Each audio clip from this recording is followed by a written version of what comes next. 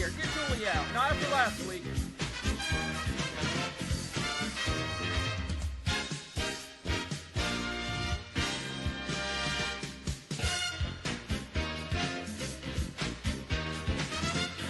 Bring in the Lions.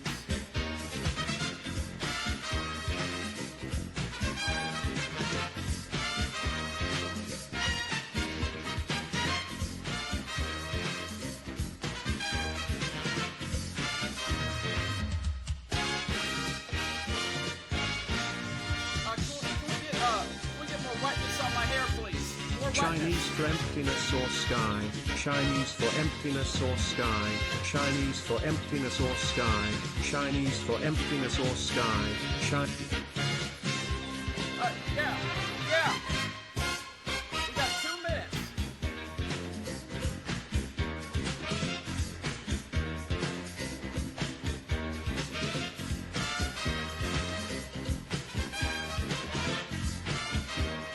Tell Seinfeld he's sitting in the bleachers.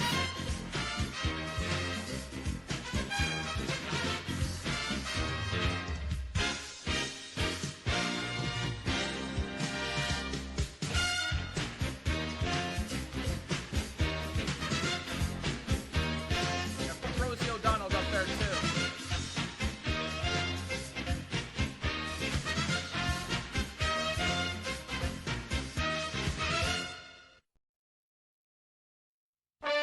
wet.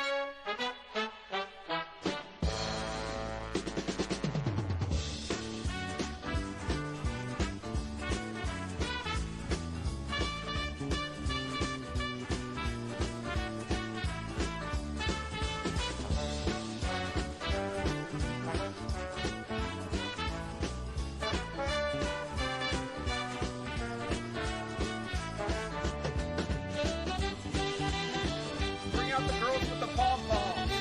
Bring out the girls with the pom-poms.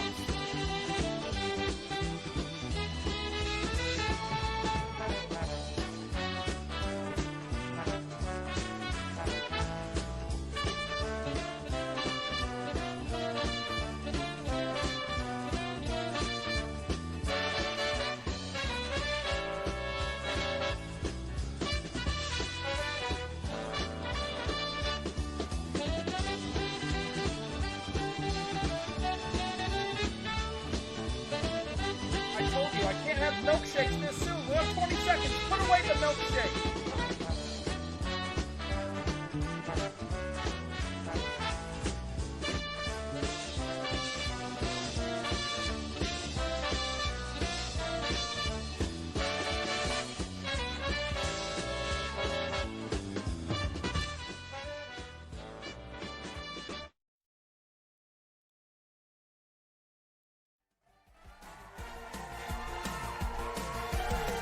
From New York, the smelliest city on earth, it's Late Night Tonight.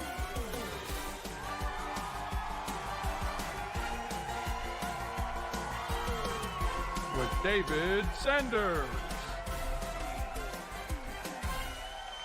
Tonight, Judy Pop Jr. Forest of Wires.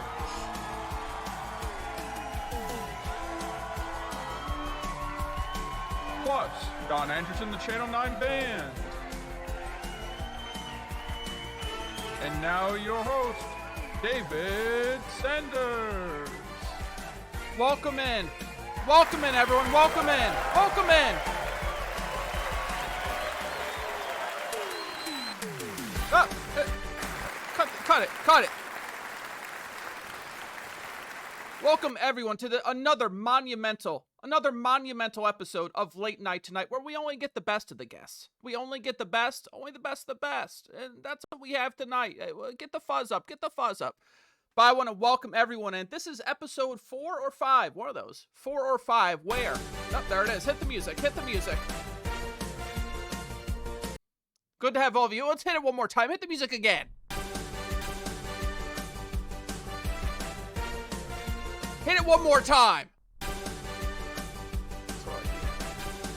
There we go. This is really a 3 music moment, honestly. It really happy that is. you picked up on that. There, just keep it running. Okay, cut the music. And with our first guest, you heard him right there, Scooty Puff Jr. Welcome in, Scooty. How you doing? Good. Oh, I gotta start my virtual camera. It started. Boot it up. Hey, Boot it up. Are you recording this? This is being broadcasted to the Channel 9 network and Twitch.television. Oh, okay. I just had to make sure for legal purposes. Yes, I will give you a form after this. You're going to sign the form. Okay, cool. Yes. I'm pretty used to signing forms, you know. I mean, we got the NDAs. We have them out here. They're left and right. Everyone, no one's recording. No, this is just my schizophrenic nightmare, and you just entered Okay. it. Yeah, I just figured I saw a cool Discord and I popped in and wanted to see what was going on. There was a place called Chill Zone, and that seemed pretty chill to me, honestly. So. I mean, we like the chill. It's a nice old chill zone. It is. Welcome everyone, by the way. Welcome everyone. Let me just name some people off. Consensual, Tracy Matten, Brittany, Marshall, Sir Waggington, Dewey, everyone. Thank you so much for being a part of this monumental episode with Force of Wires coming on after Scooty. And it's an action-packed episode. We have, from top to bottom, we have stars. And that's all we have on this show. Next week, Spectral Sybil. Ooh, that's a good lineup you got going on. Spectral Sybil gonna be up, and also Pastor Lee Rogers also on that episode. Cause we're gonna get like the dark energy. Oh Jesus, good Lord. We have the dark energy from her, and then we have Pastor Lee to just cleanse the air. He's probably gonna light something up, some chakras. He's gonna cleanse the chakras. I mean, you gotta do what you gotta do. He's gonna. Star-studded. Always Naomi. I mean, we got what we got. You got that camera. Oh, there it is. Let me fix it. Yeah, I was gonna say, I got it up. There it is. Is it coming through? We're Am I good. broadcasting? Keep my name out of your mouth. There you are. How's it going, Scooty? How you doing? Good to see you. Not bad. Just living. Just do my best. You know what I'm saying? Kind Is of that one day at a cat time real? type of guy right now. It's a real cat, dude. I can prove it. I can prove it in many ways. But right now, I'm gonna keep you guys on the edge. I like it. I like some magic. And that's a pretty cat. I love cats. I've actually, we'll start off with a cat story. Your cat, is it like to hunt after mouses? She's pretty lazy. She's a bit spoiled. She likes to play with her toys, but I don't really have too many rodents down here. I'm in Arizona, so rodents don't do so well. No, they perish on in their the heat. own. Yeah, but I oddly get crickets. Now Oh, I don't what know the hell? why. I have a theory, but I'll get into that in a sec. I get crickets, and anytime she finds one, she goes crazy, and she Shit. likes to she's malicious about it. She'll chomp them, Oh, but let them live, and then she's Jesus. just she's very naughty about it. But so I had these neighbors right behind. So my stream room has a window behind me, Yeah. and I had these neighbors in the house outside that window that were very Arizona people. When I first, they're nice, but like the lady, she came out and she had a turquoise necklace and turquoise rings and like this weird turquoise belt, and her skin was all leather, and she was nice, but I was like, okay, this lady's kind of a freak. And like her and her boyfriend, whatever, like they're kind of Arizona freaks. That's okay. But then they move out, and I start seeing crickets outside, and then crickets making their way in the house. And I'm like, were they lizard people? Because like, no shame, I used to own some bearded dragons. I would feed them crickets, and you feed them fruits and veggies and crickets and whatnot. So like, I get it if they were a lizard, but I'm like, did they just like leave a nest of crickets behind when they move? Like, why in the Arizona desert do I have crickets showing up in my house? And it's not like, oh, one or two. I've had like dozens of, like, not all at once, but like one week, two over the course of another week. I mean, it's a very, I've never had crickets in my house. So that's something that she likes to hunt. I think I have a theory. Have you ever seen Dumb and Dumber, where they have the worm farm? You think that they were Dumb and Dumber? Yeah, they were Dumb and Dumber, had a cricket farm. I sell crickets. You think they were selling crickets? Yes, dude, this is a whole layer that I never even anticipated. Underground cricket trade. They're selling to local pet shops to feed them to animals. They're probably making 50 cents a cricket, and they just had thousands of crickets. That's massive. 50 cents a cricket is an insane market. And they multiplied. Yeah, hell yeah, for free pretty much, dude. You just like throw some lettuce in there. Yeah. If I could get 50 cents a cricket, I get it. Maybe I'm gonna start cricket farming. You know, I mean, crickets. That's serious. Crickets are the modern day crypto. Okay, crickets are the modern day crypto coin.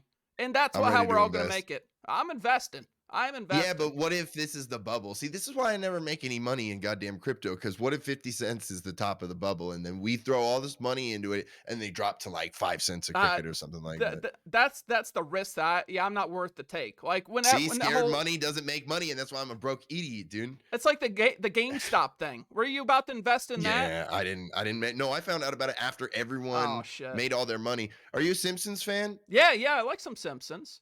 Then I was exactly like when Homer bought a $25 beer and all of his friends showed up the next day to work in like Mercedes and Rolls Royces and limos. I was like, did you guys get that with your GameStop money? And like, sure did. And the best thing about it is all us chumps got paid. And I'm like, yeah. I mean, I heard about it. I know it's not easy to deal with. I saw that whole thing and I was like, I'm gonna do it. I'm gonna do it. I'll do it. And then I'm like, oh, it's too late. And then it turned out I was like at the perfect moment, but I was just scared. I know. Yeah, that scared money doesn't make money. That it's crypto and stocks and all this shit is just rich people gambling, or like gambling that you can pay taxes on Yeah. up front or something like that. I made a little bit of money off of Dogecoin. That's like Oh, my really? claim to fame.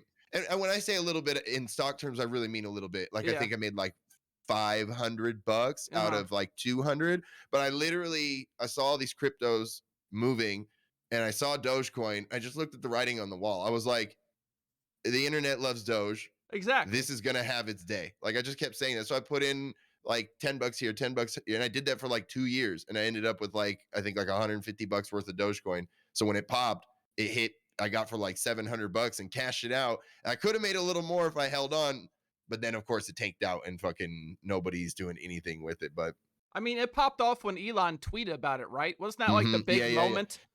And then he killed it too, because he He was did? like talking about it on Saturday Night Live or something like that. And it was like the most embarrassing Saturday Night Live performance besides Steven Seagal they had or something like that. So all the like normie people that would have invested to bloat the Yeah. coin were like, oh, that guy is weird. We're not gonna give him our money. I think that's pretty much how it went down. Well, I mean, SNL, what a fucking fall from grace that show. Oh, Holy goodness, shit. yeah. That show is in Yeah. the dumpster. It is Mhm. abysmal.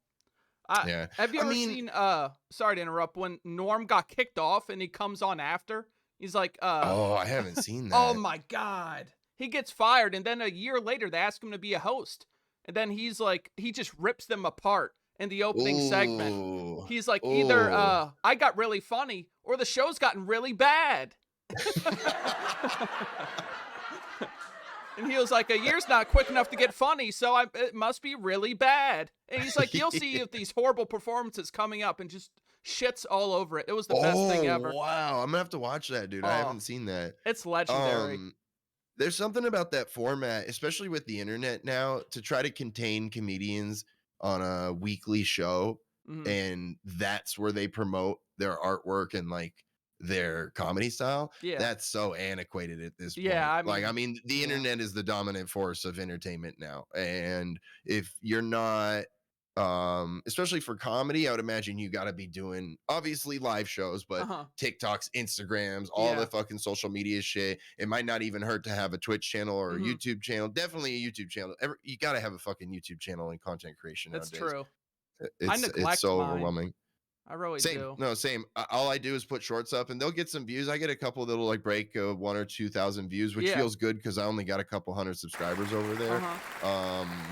But yeah, it's like I don't know how to get real traction with these socials, and it's I think every content creator, whether you're in this area or music or comedy or anything entertainment, you're trying to figure out the social media shit. Yeah. It sounds so corny, but it's the truth. Like it's a stupid thing we have to chase because obviously if you're working a comedy club, Mhm. you know, and there's even if there's 200 people in there, you're filling this fucking local comedy spot up. That's still only 200 people that Yeah. are seeing you. And then they tell their friends, whatever, like if you're not utilizing the internet in any form of entertainment, it kind of shoots you in the foot. And like Uh-huh. there's a lot of people that I feel like do have like especially over here because this is so obviously we're on the internet, so it's this very direct correlation, and then there's clips, so like you can have a reach without doing the work on social media yourself. Yeah. But I still like for the people that have been successful that didn't really utilize social media that much, I think they're the exceptions.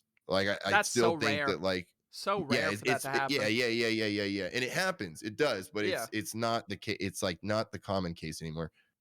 Like I hate it. It's so overwhelming. in every single place you upload stuff, the algorithm is drastically different. Like Mhm, none are mhm, mhm. exactly the same. The most I had luck with was Instagram. Oddly enough, I would have Instagram, and then they have the sick that's literally pay to win, where you can boost a reel. You can boost it. Oh yeah. Same with TikTok. You can like pay to do that stuff. I was real late to TikTok. I was like Uh huh. already uploading clips to other places. And so when I went over to TikTok, I did pay. I think I paid for like two reels or like two of the things to get Mm-hmm. traction. And then it was like dead after that. Cause I I was It's doing the true. classic, like, I'm gonna do a kickstart of it. And like once Mm-hmm. the ball's rolling, but no, that's not how it works. And I've been told that it even hurts your algorithm if What? it needs to be like a bigger, because I spent like $10 Uh and so huh. I got like 2,000 views or 2,000 impressions or something like that, which on a site like that is absolutely Yeah. nothing. So it's like the only way to pay to win with something like that is to really spend the money, and then you really put it together where you're like, oh, all these little freaks that are like blowing up on TikTok and shit, they have these management companies behind them. They're just paying. They're just It's so paying, true. It's so and true. It's all pay to win. It yeah, really and they're is. doing what we were talking about, where like they're rolling the ball out. It's like Mm-hmm. if you pay for fucking 60 million impressions, it's make or break at that point. Like you pay the money and you get the impressions, and it's either gonna work or that guy's done, and you move on to the next one and do Yeah. and repeat the formula and shit. So it's like it's very, it's It's a tough. I mean, it's a tough life. It really is. The only thing oh I've yeah, ever had blow up is I had some wrestling clip. I think it did so hell good because yeah. I kept talking about Borat. He was in the sky on the Hell in a Cell. He got hit into the sky, and then he floated into the audience. Then he just started like crotch chopping next to a lady, and I was like, he's playing with his cock in the audience. That got 174,000 views. Oh, I love to hear that. That's the kind I of was like, video that holy deserves that shit. kind of Out of all the that deserves it. things, I mean, that was all I had. That was all I had. But Look, tell me, wrestling, there's some nice people out there. You know, there's some loyal individuals watching whatever the hell has a wrestling hashtag on it. We they're love to see it. passionate, very passionate Hmm. people. With one of my questions I have lined up. What do you think about this whole Cody Rhodes Rock thing? What do you Holy think moly, about it? dude. Holy moly. Oh man. I mean, Cody sold me from AEW on. Yeah. Like I Cody Mark for sure anytime I hear stupid adrenaline music. Hmm. Um so it made sense, but we all like I'm kind of a wrestling nerd a bit, especially with like current storyline. So Yeah. like the writing was on the wall where like, dog, WWE constantly misuses storyline. Like they're gonna fuck this up somehow, and Hmm. especially because they kept leaning into how they want to have Roman break all the records of holding the title for the longest amount of time and Yeah. shit. Like Hulk So it's Hogan like, and stuff. yeah, and like I think the numbers are lining up that that's not gonna happen until like SummerSlam or like after Oh. SummerSlam is when he actually breaks it. So it's like Oh. if you've gone this far, I almost be like, finish Roman's damn story, because I don't want to hear people complain. Like, just give him those accolades and then do Cody's story. If that means like it's not at WrestleMania, then that's what it means. Like, give him the belt, give him the belt after SummerSlam or whatever, Uh-huh. and then let him defend at WrestleMania and win. And Yeah. therefore he wins. He continues to keep his belt at WrestleMania. Like, I don't know. I'd have to look at like all the pieces of the puzzle to do the correct long-term storyline, but I feel like things were really good in WWE like last year ish. They Yeah, had with like the some whole head the really, table stuff, and like they had yeah, Sami yeah, Zayn yeah, in there. That was like yeah, amazing storytelling. yeah, yes, it was. There was a really good storyline. It had a lot of hope that they would do good by Cody and the other things happening. And it's just been a ball drop, it feels like. Yeah. And now Rock, and then all the controversy, and it's just a mess. And so CM Punk getting hurt. CM Punk getting hurt, That dude, like it's like changed everything, I think. it's such a Uh, mess. It's Brock's such a mess out. for these guys. He was supposed to be in the Yeah. Rumble. Brock's out forever now. Yeah. Like, Brock's done. He's done, off the cover done. of the game too. Yeah. They're removing him from game. Like, he's done. So it's like we watched the landscape of WWE change over like a week. Yeah. And like all their creative control changed and like the directions changing. So I don't think I don't I don't know. I think I'll try my best to be entertained by Rock and Roman, but I already know that Roman's gonna win. So it I feels don't like a know. throwaway match. I think he has a chance. Sorry, It's about okay. that. It's Sorry. okay. I think My mic's a Cody's little gonna sensitive. win. I Huh? really do. I think Cody's actually gonna win. I just don't. So the dream that everyone keeps saying, and I like this the most, is that Rock Roman Uh-huh. uh do Mania Night 1. Yeah, And we yeah. go, what? He beats The Rock, and we're like, boo, and Mhm. then Cody Roman Night 2. Yes, And yes. that's the horny storyline. That would Like, be so sick. that's the Now, storyline that they give us that. I'm gonna be like, you did it, guys. That's the way to cook. what about even crazier? Now, they will never do this, but it would be crazy. Triple threat. Seth Rollins, Drew McIntyre, and Cody. Cody wins 1 belt night 1, 1 belt night 2, comes out the double You ever champion. get your balls licked Oh from my the god. back? Yes. But I would freak out.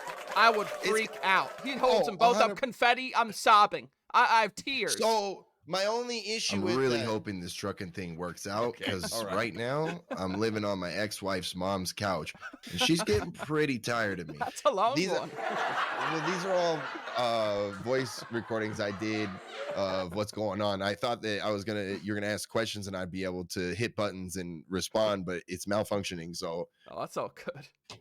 all right. So here's my only issue with that storyline, because I would cry real tears, but unifying the belt, I know like they 4 won't. months, They won't. do they're already that. talking about it though. They're already talking about it, and that's what stresses me out. Where I'm like, you guys, like, I get it, but no. Like, I actually felt I was like, yes, do this. Let Roman have his belt, and let there be a belt that people fight over. Like, that makes sense to me. But now I'm like, don't. No. I don't know, because if they give it to Cody, obviously he wants the other belt, Yeah. and so if he ends up with both, then it's gonna get unified. I don't know. Like, it would be a beautiful story to see Cody double belts. I would be into that, but I don't like the idea of them unifying them again. Yeah. Maybe he loses the second belt, or he loses the lower tier belt or something. I don't know. I don't know how I feel, but Because I like do how they have think- like the Raw and SmackDown ones. Like you kind of have to have that if the brands Yeah. are split. Like you have to have two. I really like, so they have the brand split and they have the 2 belts. Uh-huh. But I really like the idea of them kind of being different. Like, Yeah. when they were identical belts on opposite shows, it was just like, oh, this is gonna get unified again. Like, this is gonna happen. Yeah. But with the 2 like unique belts, they feel like their own championships. without a and I doubt. like that. And then you have Seth defending nonstop. I think Roman's had less than 10 matches the whole year, Mhm. which is like ridiculous. Once you first start watching wrestling, what's like the first match you remember? Like going back, how old were you? I was in like 6th grade. I think I was around like 12 years old. Damn. And that was like peak. That was what the hell is that? Attitude Era? Yeah, it was the Attitude Era. So that was at the very end of the 90s. Damn. And I had friends that were like into wrestling during the like early and mid 90s and shit. Uh-huh. And like they would talk to me, and like I knew about wrestling, but I didn't really like watch it until it was like 6th grade, where like it felt like all my friends were watching it. And I was like, well, shit, I'm gonna check this shit out. And I don't remember particularly the first matches I got hooked on, Mhm. but I remember getting attracted, because this was between WrestleMania 14 and 15 is Damn. when I started watching. So it was right after Shawn had left Uh-huh. and Austin was the champ, Yeah. and DX with X-Pac and the New Age Outlaws in China was like the full faction at that point. I So love that. I remember just getting completely overwhelmed by all that. I haven't eaten yet today. So No, my that's stomach's a little understandable. raw. Chipotle haunts you for weeks. Getting to jump in at that point, and then it was like Rock was on the way up, Mankind was peaked. Like, it was just so many good wrestlers at that time that I don't remember what hooked me, or like what match hooked me, but it was just everything. Like, I can like remember most of the wrestlers from that roster, because like every one of them just felt so part of the storyline for me Yeah. at the time, that it was like massive. And then the fucking, I remember, this is kind of an embarrassing story but also adorable. Go for it. WrestleMania 15 is coming up, and I'm completely enamored with wrestling at this point. Yeah. And fucking I'm begging my grandma to order the fucking pay-per-view, and she's just like, nah, I can't afford it, I can't justify it. Like, and I mean, I get it, we were kind of broke at the time, like, so in hindsight I totally understand, but I was a 12-year-old kid, so I was very irrational.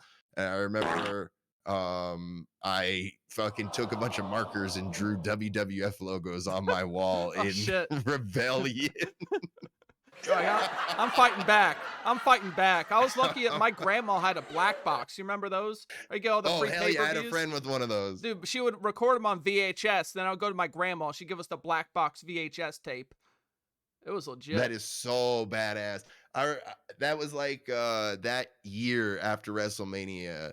I realized, I think I might have got made fun of because I was like one of the only kids that didn't get to watch WrestleMania. Oh, come on. And then a buddy of mine was like, oh, well, my dad has a cable box that we get to watch all the pay-per-views. At the time, I didn't understand what that meant. And I was like, oh, that's cool. So I started going and watching pay-per-views at his house. But in hindsight, he totally had a black box. Dude, those things were fucking awesome. They really were. Apparently they're very illegal. I think that was yeah, super illegal. the Pirating LimeWire. Cable was, yeah, that was like pirating cable was a big no, and they would get really pissed off. And then they lost that power when the internet came out, and they tried to send us those crazy cease and desist letters for downloading Avatar off of Warner Brothers. Fucking Dude, I have a story I told Abba Boxes where I wanted the Pirate Bay. The Pirate Bay is where I was downloading everything. And eventually they got to the point Comcast where they'd send you letters like with literally the name of what you downloaded. And then I'm downloading stuff. Then my dad gets a letter in the mail. Please do not download Big Butts 35. Big Butts 35. And it was probably more graphic title than that. But that was, I mean, he was alerted. He was alerted. And, I lived in a freak house with a bunch of fucking freak roommates around 2011, 2012. And we were dastardly pirates. None of us had any money except for the internet. Yeah. And so we were downloading like crazy. And we would get those letters every month. And we'd post them up on the cork board at the front door because we were selling weed at the time at that house. So there's people in and out of the house. So we were bragging about how much data we were downloading every month. And it'd go up 200 gigs one month, 500 gigs the next month.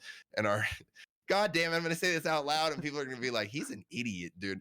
But our shining moment that we put on the wall and made sure it was available for everybody to see was during the month of September. We downloaded 911 gigs of data one month. Oh, that's a lot. That's a lot of gigs. That is a lot of gigs. As a memoriam. It was. For those we fallen. did it. We did it to, for our country. I mean, that's when we show a real patriot. Speaking of real patriot, can we just have real quick a moment of silence for Toby Keith? Can we have a 10-second moment of silence for Toby Keith? I mean. How do you like me now, dude? Shit. Poor I mean, everyone grew up on Toby Keith. Like, come on. I was saying, I remember his restaurant in the old Hooters Casino. I used to, anytime I would go to Vegas, I would stay at the Hooters Casino because it's a cesspool and it used to be very cheap. And Toby Keith had a very shitty restaurant and bar there. You ever get your balls licked from the back? Yes. Is that what they did behind the restaurant? I think that's what they should have been doing at the Toby Keith restaurant. It probably would have stayed open a little bit longer. I never knew he had a restaurant. What the hell did they sell at the Toby Keith restaurant? It's like burgers and fries? Yeah, it was very American. I think the name of it was like, I love this damn bar or something like that. After a song. It's so American. Oh, hell yeah. And it was like all the pictures, it's just like slot machines. At the gas station and grab one of them boner pills. What do you feel about those though? Oh, what, the rhinos? I mean, what's your flavor? I've seen those. I've seen them. I've may have bought one for a friend. I may bought one for a friend, but I heard the bad things about them, the things they cut them with. It scares me. It scares me. Yeah. But in a pinch did you watch sometimes. Did you watch that Vice video of the unregulated boner pills? No, are you serious? I gotta see that. You gotta watch that. It's a whole. You're right. It's a real thing. Like boner pills have no regulations, and when they put crazy shit in them, and the FDA is like, "Hey, we tested your crazy boner pills. you can't have that in those. I go, Yeah. okay. And then they just change that. Yeah, exactly, And put to some other crazy new formula in it. Dude. Because like the ones that had it was like Rhino number 5. Then after that, it probably just went to number 6, and they would just keep going up and just like make new ones. It's like the Yeah, craziest. what are they at loophole. now, dude? Rhino 47? There probably are. They're probably. I wouldn't that sounds terrifying. Like when you think about it like that, you're like, this is the 47th formula. You get Yeah. how many different ways can you give me a boner? Like and that's what freaks me out too, is where like I felt like there was just like a certain combination of things you needed to do to give me a boner synthetically. But you're telling me that there's dozens of ways that you can do this? Like There's guys in a lab having a good time, taking stuff and testing things out. Oh, dude, what if that's your job is to go and test product for That'd that be actually sounds scary. I mean, and cool, you know? But they probably got a few bodies on their hands. Some of the pills that didn't go Yeah. right. Rhino 36, that sent a guy, he couldn't speak for 3 days after. They couldn't put 36 on the market. They just had No. to skip right to 37. Seriously. I mean, it was rough. It was very rough. But let's take a little sidetrack from the erections. Let's take sidetrack from the erections. Anytime. I have a question. Tell me about your Twitch style television. Tell me about when you got started. Tell me about how it's been like just growing as a streamer. I would love to hear that, because I have been introduced to you within the last few months. So I'm relatively new to your community, even though I love it absolutely. I love it. Please, I appreciate that. I have a wild ass story because I didn't start on Twitch or variety content. I started over on YouTube in 2016 like in September, and I do dirt bike content. I basically just played like dirt bike video games and shit, and like that's what got me into streaming, because like I was in a real shitty place before I started streaming, like in my life, and I was just kind of real depressed. And then I was hanging out late night and I found like this old game I used to play that was like all modded on PC, and I'm like, oh, that's cool. And then I found people making content on it, and it just grew from there. I was like, oh wow, this is like a thing. So like I'm hanging out in these other dudes' streams, and I'm like, I'm gonna start streaming. So that's like the seed of where this all started. And that's badass. So I was very focused on the YouTube channel. I actually did a lot of really cool stuff. Like I met a lot of cool people, got sent to California and like Salt Lake City and stuff, and like got to just do like cool shit with like dirt bike stuff. And as I started to grow in that, I wanted to do more of my personality and like more kind of like whatever I wanted to do. And I hit a wall there and saw like they just wanted to see me do that kind of content. And I was like, yeah, okay, stuck. I gotta branch out then. So I like very lightly started the Twitch channel, and for a few years the YouTube was still the main focus. I was just like grinding, doing like 3 days a week over there. But then I started to like see something with the Twitch channel that I was like, oh, there's people coming here that aren't just from the YouTube channel. So for the longest time, from like 2019 to 2021, I was doing 2 streams a day. So Monday, Wednesday, Friday, I'd stream on YouTube for 3 hours, kill the stream, and then hop over to Twitch and then stream 3 or 4 hours. And I was doing that all the way through, and I was giving each channel 100%. And then the YouTube channel started to kind of fizzle, and the Twitch channel kept thriving. So I was like, okay. And it was like at the beginning of 21, I went, all right, I need to start putting more time into the Twitch channel and see what it has. So I changed the schedule up for the Twitch channel and started doing the Monday, Wednesday, Friday that I do. Yeah. And just putting longer hours and more focus on the content on the Twitch channel. And then that's really like I've always things have been like kind of consistent with the Twitch channel, even when I wasn't like treating it as number one. But it was in like 2021 where like when I really started to focus on this, that things started to change, and I started pushing numbers where I could get to partner. And then we got partnered in 22.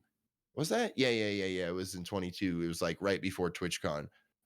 So it was like 21 into 22 showed me like, okay, this is now the main focus, and to build off that. And then into 22 was like a dynamic shift of like my content, because I I still don't really know what the fuck I'm doing, but I really didn't know what I was doing at the beginning of 22, and it felt like I was like, this is gonna kill my channel if I don't like start to figure out how to grow my content. And I feel like I've done that a lot over the last year. And this year is kind of the same as 22, where I'm like, okay, it's time to build on the content that I grew. So it's kind of like I'm always taking these like steps of like how to approach things realistically. Because if I just like wild free ball everything, my anxiety will take over and I'll crush myself. So I have to have like these I little feel that. plans as I'm like building shit up. But yeah, it's been a hell of a ride. And I definitely wish that I'd maybe put a little more time into Twitch earlier, but I'm here now and I'm happy. And you know, it's just the grind that we're all on, but there's a lot of great people out there that fucking appreciate me. So I can't ever look at what I'm doing and go, well, it's not enough. Like I'm always like, I want to continue to work and grow, but I'm pretty happy with what we've done so far. But that shows like hard work pays off to be doing like a YouTube stream and then you're doing a Twitch stream like multiple days, or you're just doing multiple streams. That's a grind. Like I bet that was not easy. Yeah, so it was Monday, Wednesday, or Monday, Tuesday, Wednesday was double streams, and then Thursday was just a Twitch stream. So it was like, and then sometimes I would do a Saturday stream too. Like I was eating for a while. I was fucking. I think I got close to a little bit of burnout, and that's why I felt like I had to change shit up. Where I was like, okay, YouTube, you're gonna get less of my time, and Twitch is going to get more of my time, and that's just what I'm going to lean into. And that's the way it is now. I stream on YouTube on Thursday once a week. Yeah. And there's still a little core of the people that used to be around. Yeah. Which is very heartwarming to me, and that's why I keep going the back. OGs. Whereas, yeah. There's some heavy OG energy, and it's like, also that was another scary thing, that this dirt bike bullshit is like my little side hobby passion funsy thing. And to turn that into like a main gig job it kind of killed some things for it. So it's nice to pull back and just have it more as a hobby again, where I'm like, the love and the passion for the sport and like the goofy dumb bullshit that goes with it is much higher than it was like 2 years ago, because of just all this like fucking energy, or I guess 3 years ago now, but all this energy I was putting into it that I just didn't feel like I was getting what I wanted out of it. That's a really two-sided coin, because as a content creator, you don't always get what you feel like you should get out of things. But there is a certain level of, you should be getting a certain amount of whatever the stimuli you want out of it back. Because if you're not getting anything that you want, then what are you doing it then for? You're just like, you're just like trapping yourself in something you hate. Yeah, and then it makes it so much worse too, because it's like, if it is something you're passionate about, you're just gonna hate it. Yeah, it's just gonna make you then the absolutely content's gonna suck. despise it. 100%. So that's the balance of all this bullshit, is you have to do it while you're happy, and if you force it, it's not gonna work right. No, it's like, I'll have days where like I'll be exhausted or something. It's like I don't feel like going live. I don't feel like, and then I'll be like, I'm doing it, and then every time I regret it.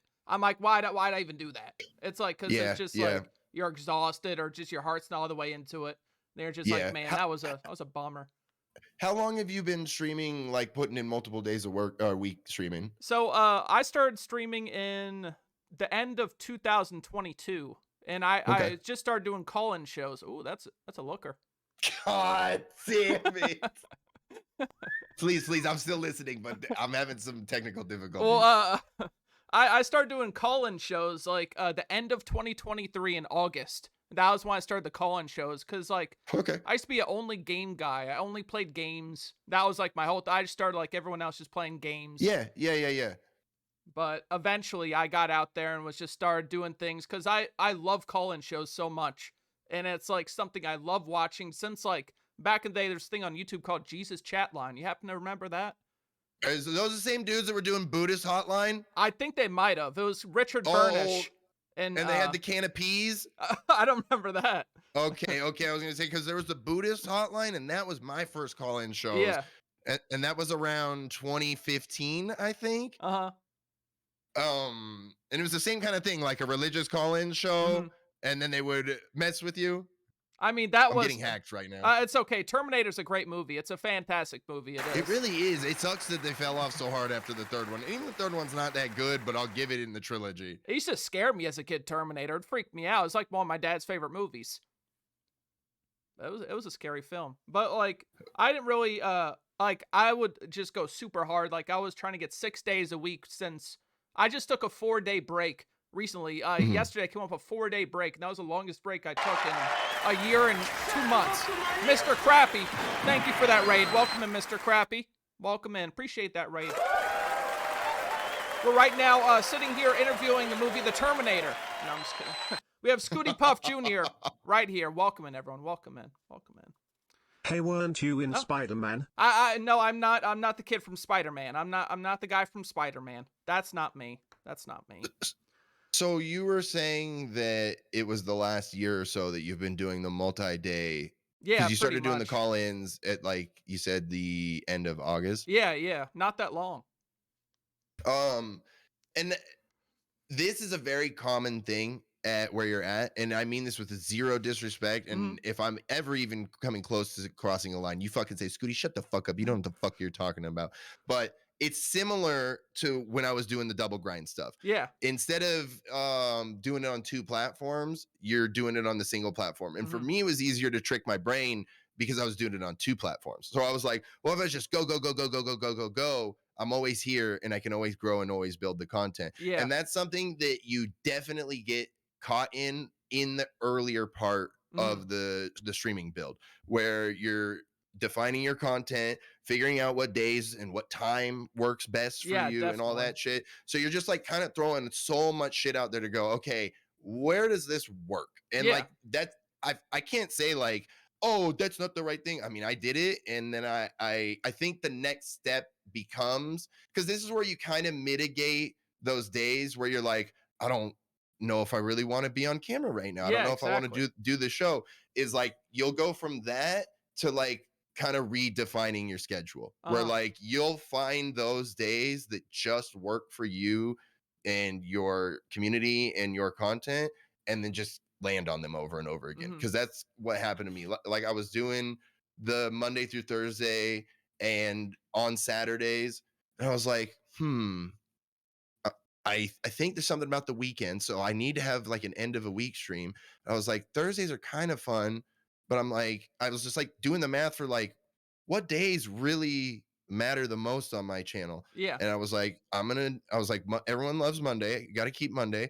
I was like, Wednesday makes sense. I was like, I could drop Tuesday probably. And I was like, but you switch Thursday for Friday so that you have that weekend stream still. And I was like, I think that's... One moment. Forest of Wires with 73 Wizards joining in. We're going to have them on very soon. That's a lot of Wizards. We currently are neck deep with Scooty Puff Jr. Welcome in, everyone, from the Mage Council. Welcome in. Hope you had a great stream, Forest Wires. Very much look forward to talking to you as well with another star-stud episode of Late Night Tonight.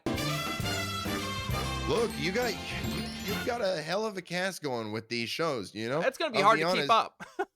When you hit me up, I was like, you know, I'm pretty open to do content, especially because I've been known to invite a lot of freak streamers onto my stuff. So when I get hit up, I'm like, yeah, what's going on? Like, let's see the move, you know? And you were like, oh yeah, I'm doing this, and this. And I was like, oh shit. I'm like, you got shit going on. I'm like, hell yeah, like, let's do this. I'm like, what's going on? I'm like, I must have been missing out, dude. I'm like, just get me in here. To get back to what you were saying real quick is like, because I'm just now, I feel like I'm getting more into quality over quantity. Because I feel like there it is. Because I was just going so hard a million days, and I was like, I'd rather put on 3 or 4 amazing streams a week instead of a million half. There you go. And that is really important. I 100% agree with you on that. That's not stepping out. By the way, thank you, everyone. Welcome in, all the new people. Welcome in. Fantastic to have you. Fantastic. I mean, honestly, when I started this show, I started just on a whim. Like I never expected all these partnered streamers to be so supportive and want to come on this little measly show. I'm a simple peon in this big fish tank of big bulbous fish. So I mean, I am too. Like this little stupid freak mark doesn't mean shit. It just means that you held a number for long enough, and that's pretty chill. And I feel like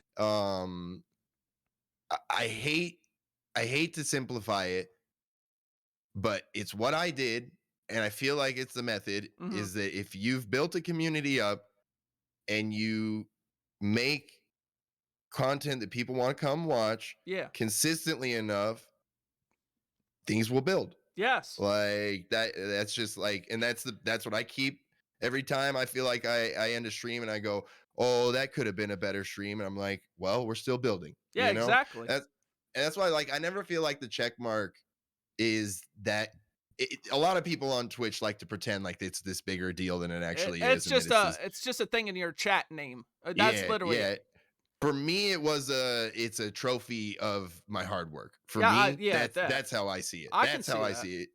I'm like, I busted my butt and I like to have a little thing next to my name. That's the only way that I see it.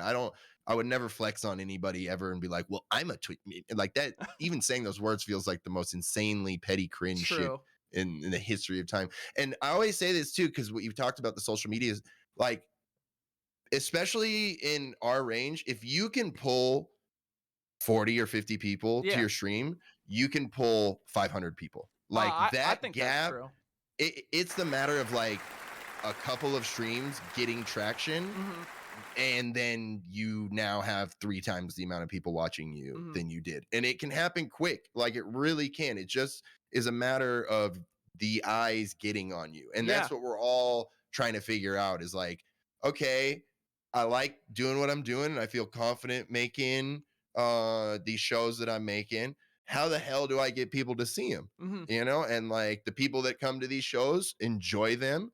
And so how do I find those other people that want to enjoy these damn shows? And I think all of us are, that's like the infinite question that all us freak content creators are like, how the hell do we get people to find this shit? Like, you know? And also, I felt like I like never delved into collaborating with anyone for the long, like this call-in show Mhm. is like a newer thing besides, or not really call-in, I mean the talk show. It's like the first like really collaboration thing I've ever done. And literally, I'll be done with these streams. I will like literally shoot off 10 DMs to 10 different people after one of these things. I'm hitting up everyone. I've hit up Tay on 3 different social medias. If I get chocolate Let's rain go, on dude. here, if I get chocolate Yeah. rain on here, I will let her. I'll sob. I'll sob. Yeah. And reality too is like, the worst these individuals are going to say is no, thank you, or just ignore it or whatever, you Yeah. know, like, let's go, like, get, you know, just shoot for it. And that's like exactly what I'm talking about is like, if you just keep working on shit and continue to say, okay, I want to build. Don't ever set the like, I want to do this. Like, no, just, I want to continue to grow my content and my community Mhm. and do shit like that, where you're like, I'm actually working towards things that people want to come watch and do and be a part of. That's how you grow the community. And I was the same way with the collabs and shit. Mhm. I was on an island Yeah. forever. I had this mentality where I was like, I need to get my content up before I want to have other people on, because I just don't want to waste people's time. Yeah. And so I also like really tried to build my shit up before I started inviting people. Mhm. And similarly, like the ball just started rolling. Like I invited a handful of people and it was a lot of fun. And then people saw that other people were coming onto my streams, and that just snowballed and snowballed. And people are like, hey man, if you're going to do something, I'd love to come do a game night with you or something That's like that. And I'm awesome. just like, whoa, okay, like that's badass, dude. I'm like, we'll get that going. So like, I totally get what you mean, where you're like, damn, I have all these people that are like wanting to be a part of the content. But the reality is that means that you must be doing something right. You I know what I'm mean- saying? Like, that's what it boils down to. And you don't have to S your own D over it, but that's what it kind of boils Hey, down to, where it's don't- like, don't tempt me. You're cooking, you know, like that's, and that, I feel like with the content creation, we're so hard on ourselves. That's Sometimes true. you got to give yourself a little like, okay, I got something here. Man, I'm just trying to find some love Let's out work. here on the road. I thought you were going to ask questions about trucking. A lot of people are enamored with it. So I had these pre-recorded fucking videos, dude. What is Oh. this? What is this? What is this? Have you seen The Matrix? I love The Matrix. One of my favorite films. Are you interested in getting a pair of glasses like Morpheus from The Matrix? I wouldn't mind it. Can I get the leather too? Well, I mean, I would figure that we'd have to do that. But here's the thing. I got this website. Oh, badass. And I know a guy check this out. They clip onto your nose and they stay on pretty tight. You can Damn. shake your head, dude. You could even jump on a trampoline if you had one. Oh. But I wouldn't recommend going on any roller coasters or anything with serious wind on your face. How do you feel about carnival rides? Do you get No, I don't do you get trust motion those sickness? I get motion. I can't even look at my phone in the car. I can't even read a text on my phone. Same. I'll literally Same. If I'm reading my phone, my tummy gets in a car. and dude. I'll be ruined for like 2 hours after that if I try to read 2 Yes. sentences. I mean, it's literally torture. And I tell people that and they think I'm lying.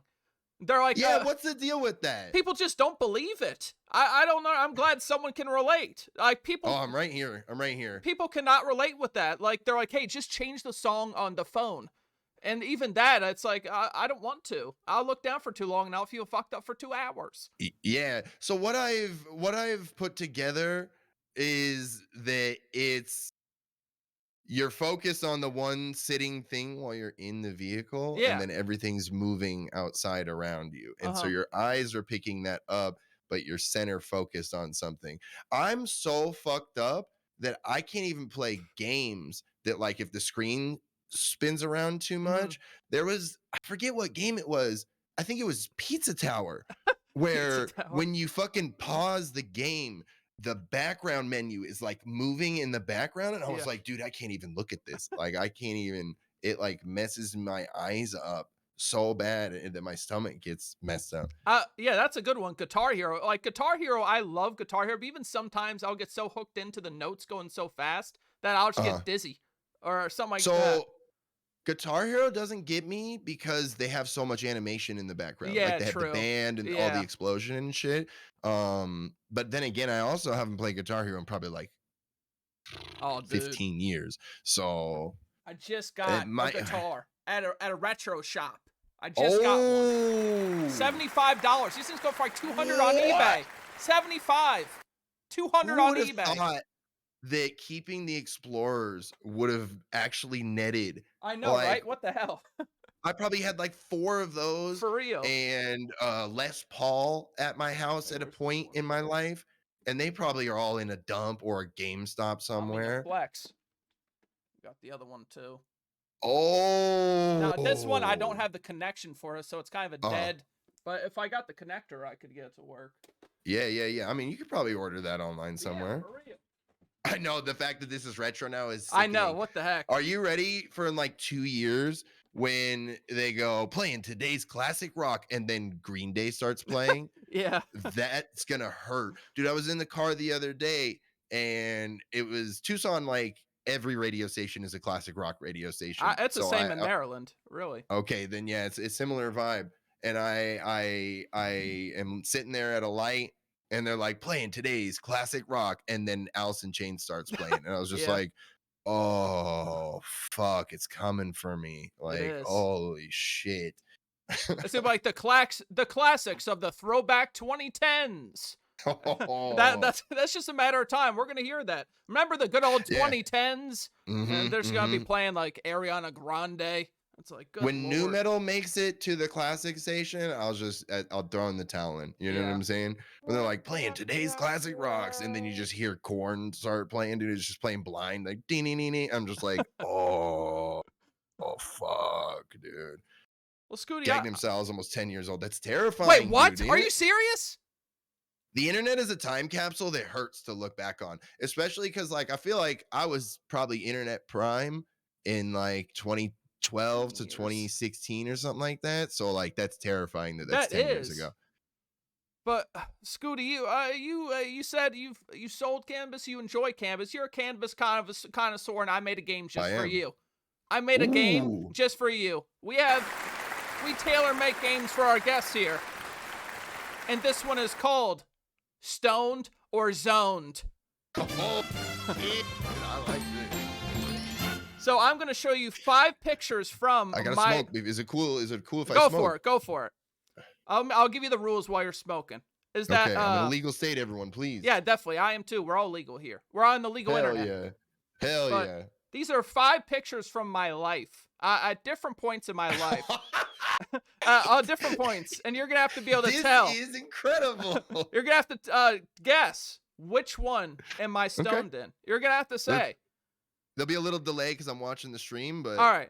If you want it in Discord, I'm sharing my screen, and we'll. oh shit. Okay, yeah, yeah. It'll be get more the- real time. get the Let's instant. get it going. All right. Are you ready Right. for me to pull the first one up? I am. All right, here we go. There's the first one right there. There it is. There it is.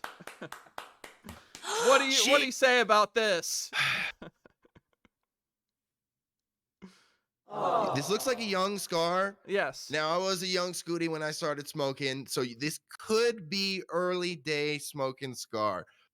But I'm going to go on a limb here and say this is zoned. This Zoned. is pre-stone. And the answer is zoned correct. 1 for 1. 1 for 1. That's a good one. Off to a good start. Cheers, everyone. Cheers. Hit it up. We'll get the second one locked in. Here we go. Number 2 out of 5. Stoned or zoned? Right here. What, was I stoned at my graduation? I think you're a naughty dude. I think that you got a little naughty to you. And I'm going to say that you were stoned at your graduation. The answer is zoned again. Damn. All right. One all right, for we're one. 1-1. 1 for 1. That is a good one. All right. Maybe not as naughty as I was thinking. Nah, not till later. All right, and next 3 is right there. That's me pointing. It's me pointing. What do you think in that one? What do you think in that one? It's me pointing. Those eyes look pretty glossed over. I'm going to go with stoned in this one. Stoned. That's correct. That is correct. You're 2 for 1. That is a good one. There it is. We got the emote right there. There it is. Next is right here. It's literally my picture. It's literally my picture without the glasses. Was I stoned in my Twitch.television broadcast picture? Was I? Or was Those I eyes not? don't look as glossy. It's hard to tell. It is kind of low res. Yeah, it's hard to tell. That's what we do. Make it hard. I'm going to go with zoned. I'm going to go with zoned. Zoned, not stoned. Oh, that's 3 for 1. 3 for 1. We're on fire. We're on fire. It's a crucial lock-in for this It last is. one. The last one. Oh, sorry. Wrong picture. Wrong picture. I didn't mean to pull that up. Wrong picture. I apologize. Get that off the screen. Get that Who off is the that screen. freak? I don't. Get that off the screen. All right. The last one is. Does he shave in between his mustache? Who was I think that he guy? does. I think he does. He uses those nose hair trimmers, but he puts it right here. The little circle ones they put up your nose. Puts it right in the middle. Yeah, what's going on with that? That's what he does. I don't know why he does it. All right. And the last one is right here. Oh, With the iPod video picture. The iPod video in my hand. okay. At first look on Discord, I was like, man, I feel like this could go either way. But the look over on the stream, that's a bigger image. No way. Those eyes are bright red. This man is stoned to the bone. That is 100% true. You are 4 for 1 on stoned or zoned. Amazing job. Amazing job. Now, another thing, we actually, you know what, I went a little above and beyond for you. I kind of did. I went a little above and beyond. I might prepare please. 2 games for us. I might prepare the second one. Ooh, I'm locked Ready for this? in. Let's get it going. So I do know that you over there, you gamble here or there. Oh, sorry, I messed up the camera. This is true. You gamble We're here or there. gambling? Yeah. Ooh, So we have right here. come on. Oh, well, look, you're at the right table. Or where we have a roulette right here. You have $2,500. The goal is to get to $10,000. Do you think you can do that? Fart strat. We got to do the fart strat right now. All This right. is happening. What is the fart strat? Okay, I'm gonna have to send you. I think I have to send a screenshot. All right, let me pull. Actually, you know what? I'm gonna pull up a roulette wheel. All right. I'm gonna pull a roulette wheel myself, and then I will tell you where to put those down. We're starting on 2,500 ducats. And our goal is to hit the 10,000 mark, which is not going to be easy. This is going to be very hard. I mean, it's going to show if you're a pro or not. That's a big one. That's a big one. I'm ready. All right. So it's 9. All right, let me put. What S- are these? $10 chips or If we're 100? at 2,500, let's go with 10s All right, because 10s. it's gonna use a lot. So it's 5, or excuse me, it's 9, 9, and then 6-9 split, 6, 9 split, 3-9 or 3-6 split, 3, 6 split, 3, 3, 3-2 split, 3, 2.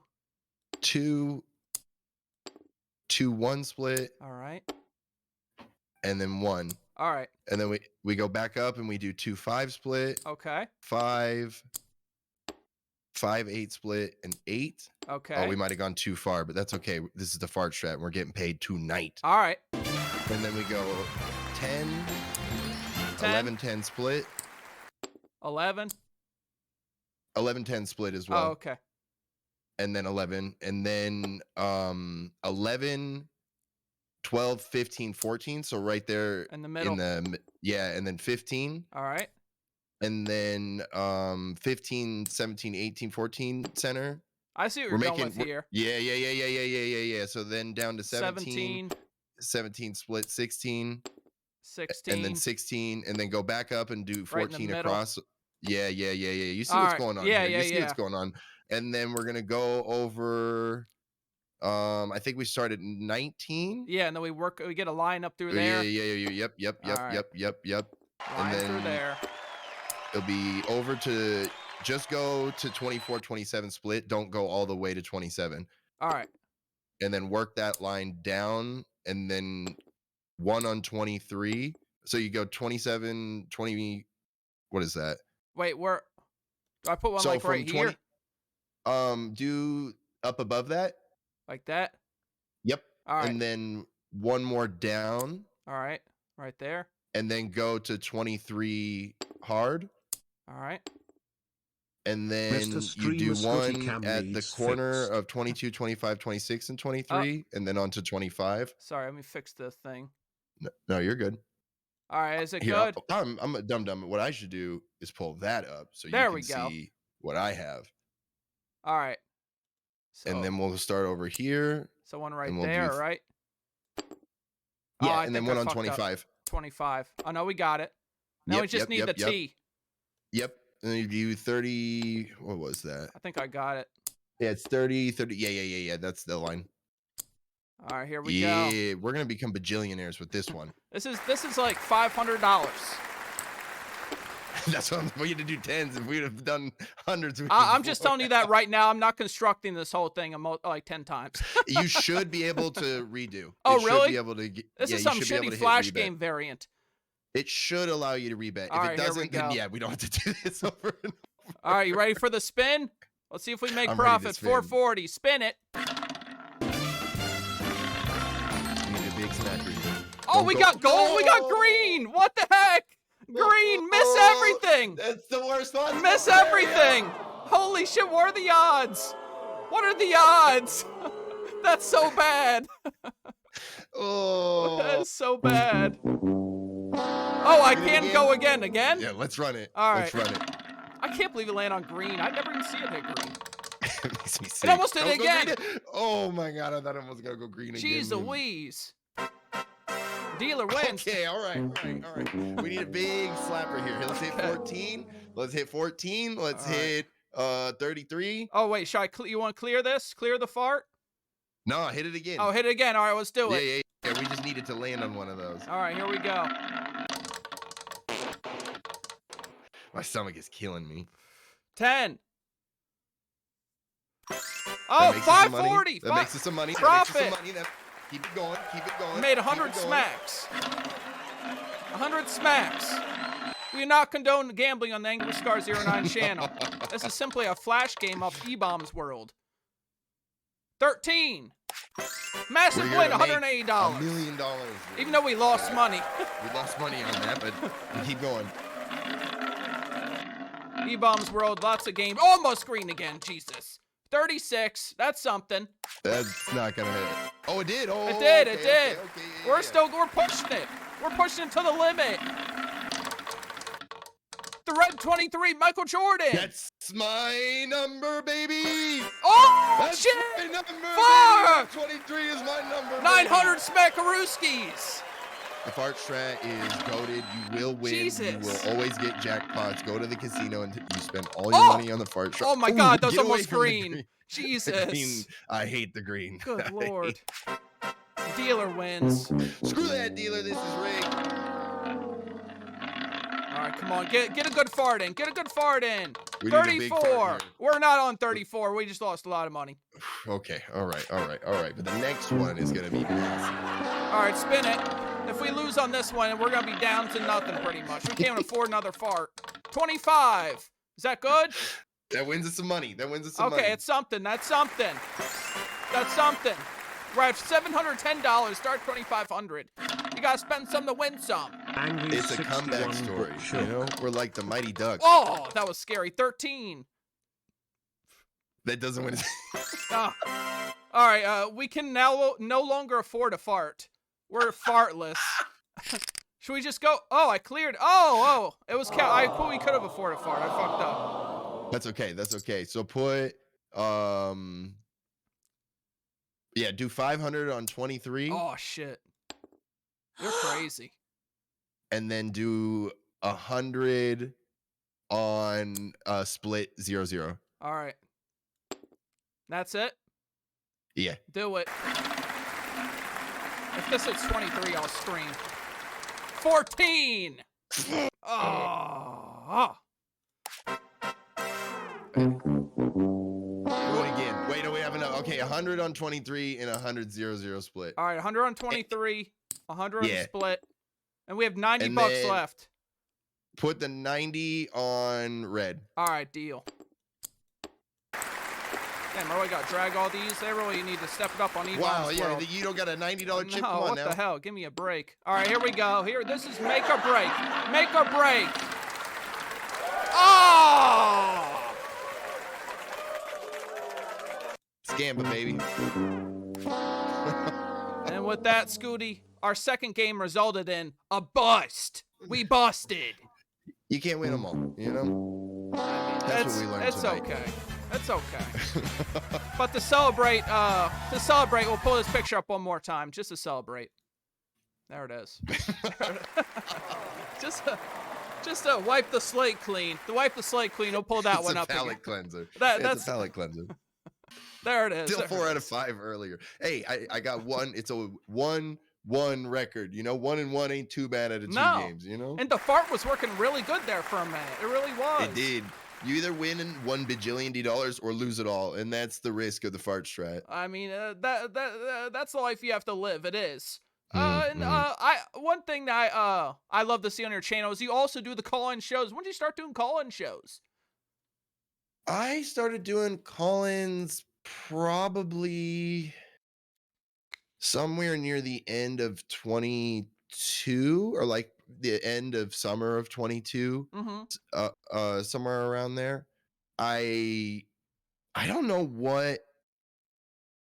So what actually I think what was happening is I had a channel point advice, or I had a channel point redemption that you could get advice. Yeah. And I had that for a while. I don't know when I did that. It might have been early in when we got channel points.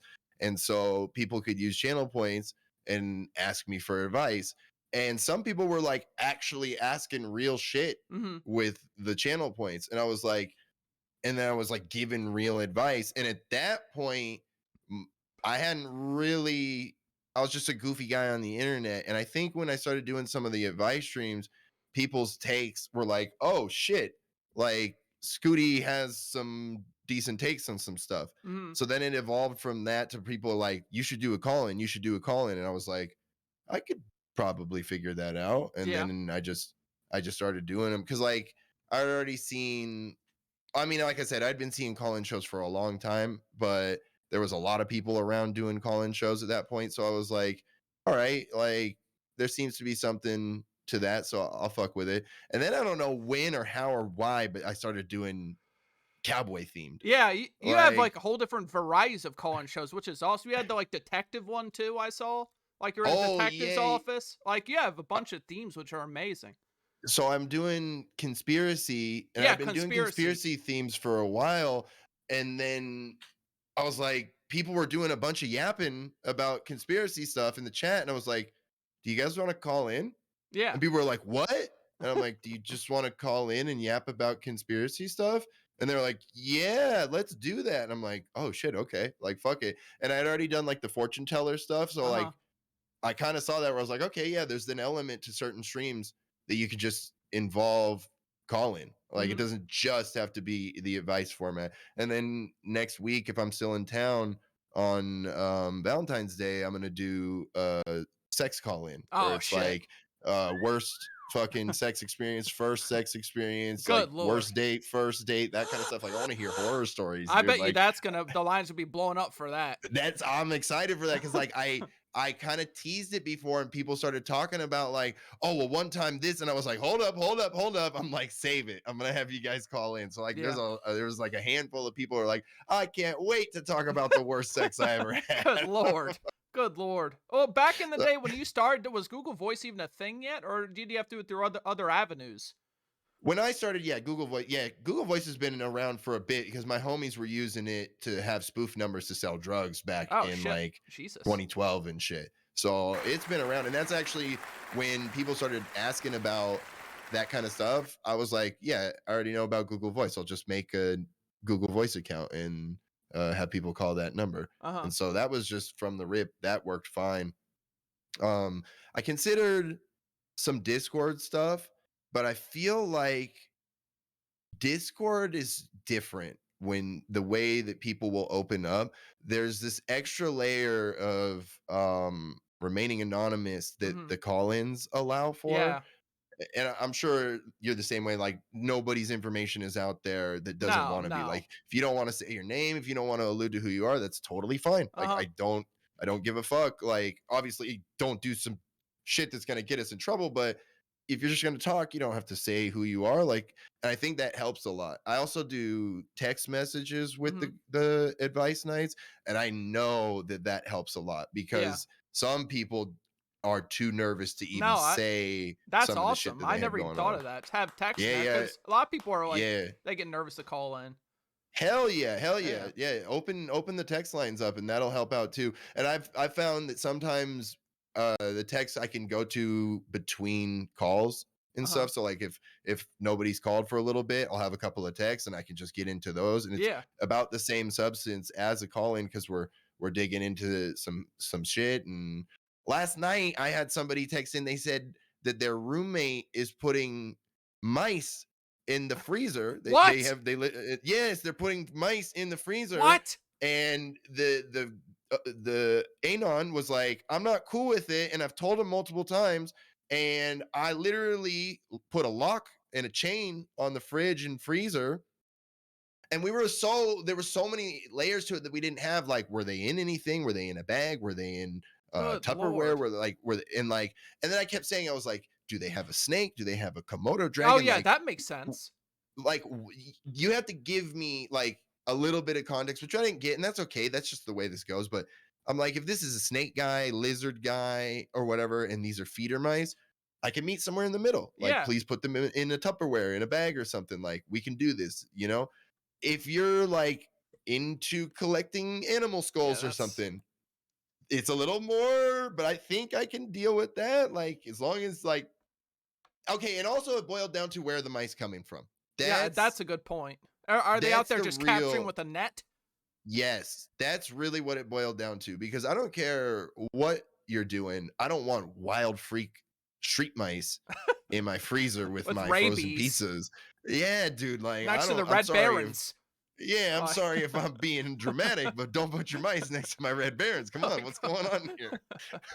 like, uh, like if you have an excuse or a reason, like I can hear you out, and you're buying the mice. You ever get your balls licked from the back? oh, come on.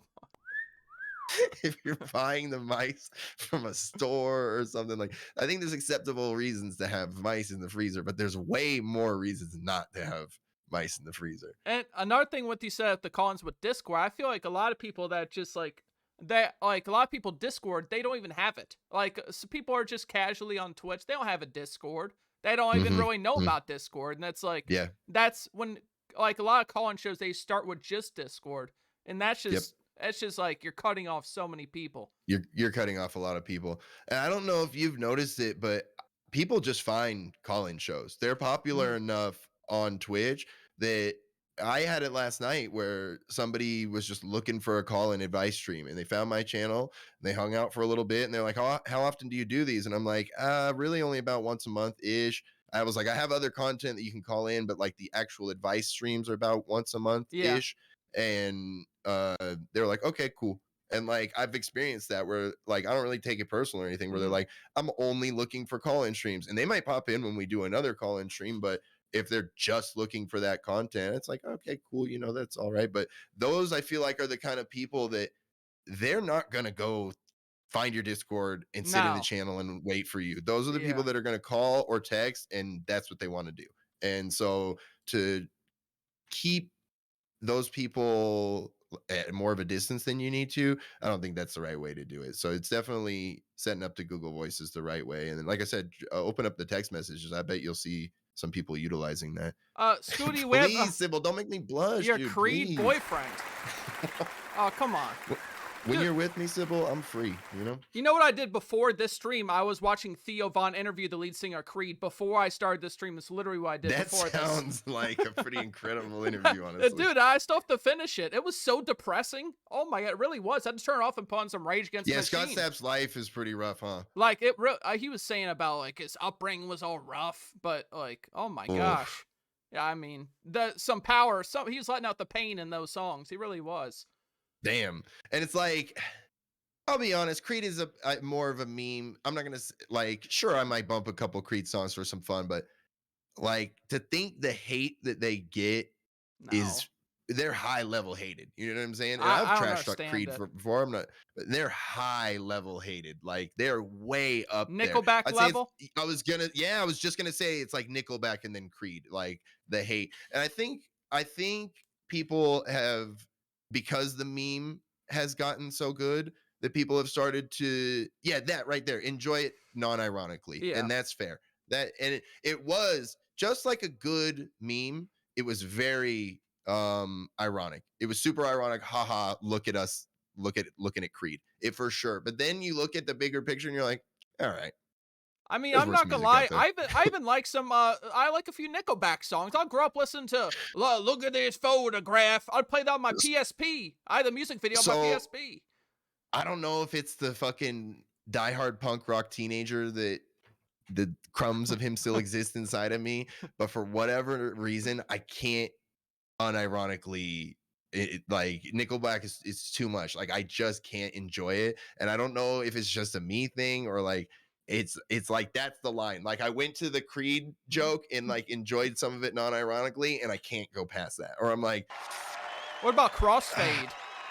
see, I was just gonna say, I was like, there's probably a handful of other bands that are like there where I'm like, I can't even like ironically, I can like Saliva. I can like Oh, yeah. ironically play Yeah. Saliva, and we can like click boom and laugh about it, But I'm like, I'm not there with like that level of those butt rock bands, No. because they like Creed and Nickelback did a number on rock and roll there That's in the true. early 2000s. They were did so some damage. popular. Like playing the I don't know- halftime show, like just all over the radio. Yeah. Like they were. I don't like, know if rock ever came back from that, unfortunately. it really you is. know? Like when do you ever hear of a modern day rock band like that? It's just like that's just not a thing anymore.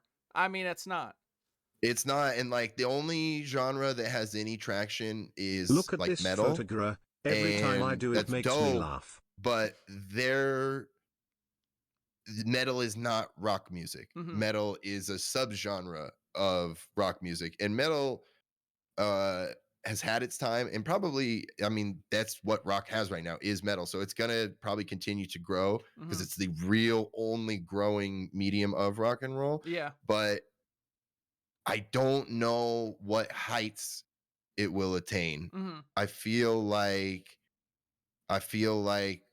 I'm scared to say this because I'm such a little fucking punk rock, butt rock fucking, but like Oh, come I on. think I don't know if rock and roll gets another run again. I don't know. I I don't know. I don't know. I don't know. I was just gonna say, Sybil, I feel like the genre that's still like on top, that's just blowing up constantly, is there's just 9,000 different subgenres of rap music that's just like Yeah. the pop is But taken over. It's in the so mainstream.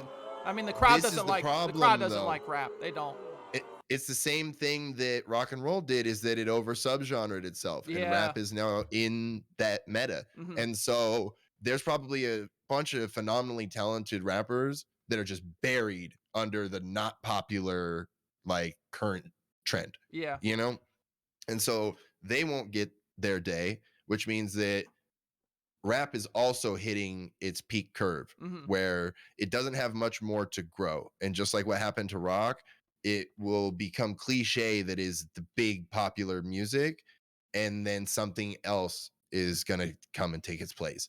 And I mean, if I knew what it was going to be, then I would be a millionaire. So I don't know what the hell it's going to be, but something eventually someday will uh take over the place that rap is in, because the same thing was with rock. You know, if you look Mhm. back at like the 80s and 90s, you'd never see rock not being the number one genre I like know, like across. it was everything. And like the Yeah. thing is that like I was huge into electronic music growing up, and Mhm. pop music is literally just like cannibalized every amazing thing that electronic music had. Yeah, Like it did. every Yeah, it did. synth that you've ever heard in electronic song 10 years ago is now like a number one radio hit. I mean, Mhm. it's crazy how that happens. Electronic music almost got rug pulled, Yeah. where electronic music was next up. We saw that in the 2000s into Mhm. the 2010s. Festival scenes were massive. DJs were so creative and Mhm. coming up with great new innovative kinds of music in the electronic music genre, and it was next up. And then pop music absorbed it, and then rap Yep. music also kind of there's a lot of elements of No, electronic there music definitely in is. a lot of modern rap music. So yeah, you're 100% right. Electronic music got cannibalized by the bigger forces in the music industry and And did not get its time to shine. now they have all the artists. Oh, that's their audience not happy about that. That we have a lot of the Mhm. artists back in the days that didn't get a lot of love are now producers for these mainstream people. They're like in Yeah. the studio behind the scenes, like the Daft Punk guys, like a Stein, Samram French DJ I loved. Like they're all just like working with Kanye or something, working with just like everyone. Mhm. It's crazy how that has really come. I would never guess that would happen.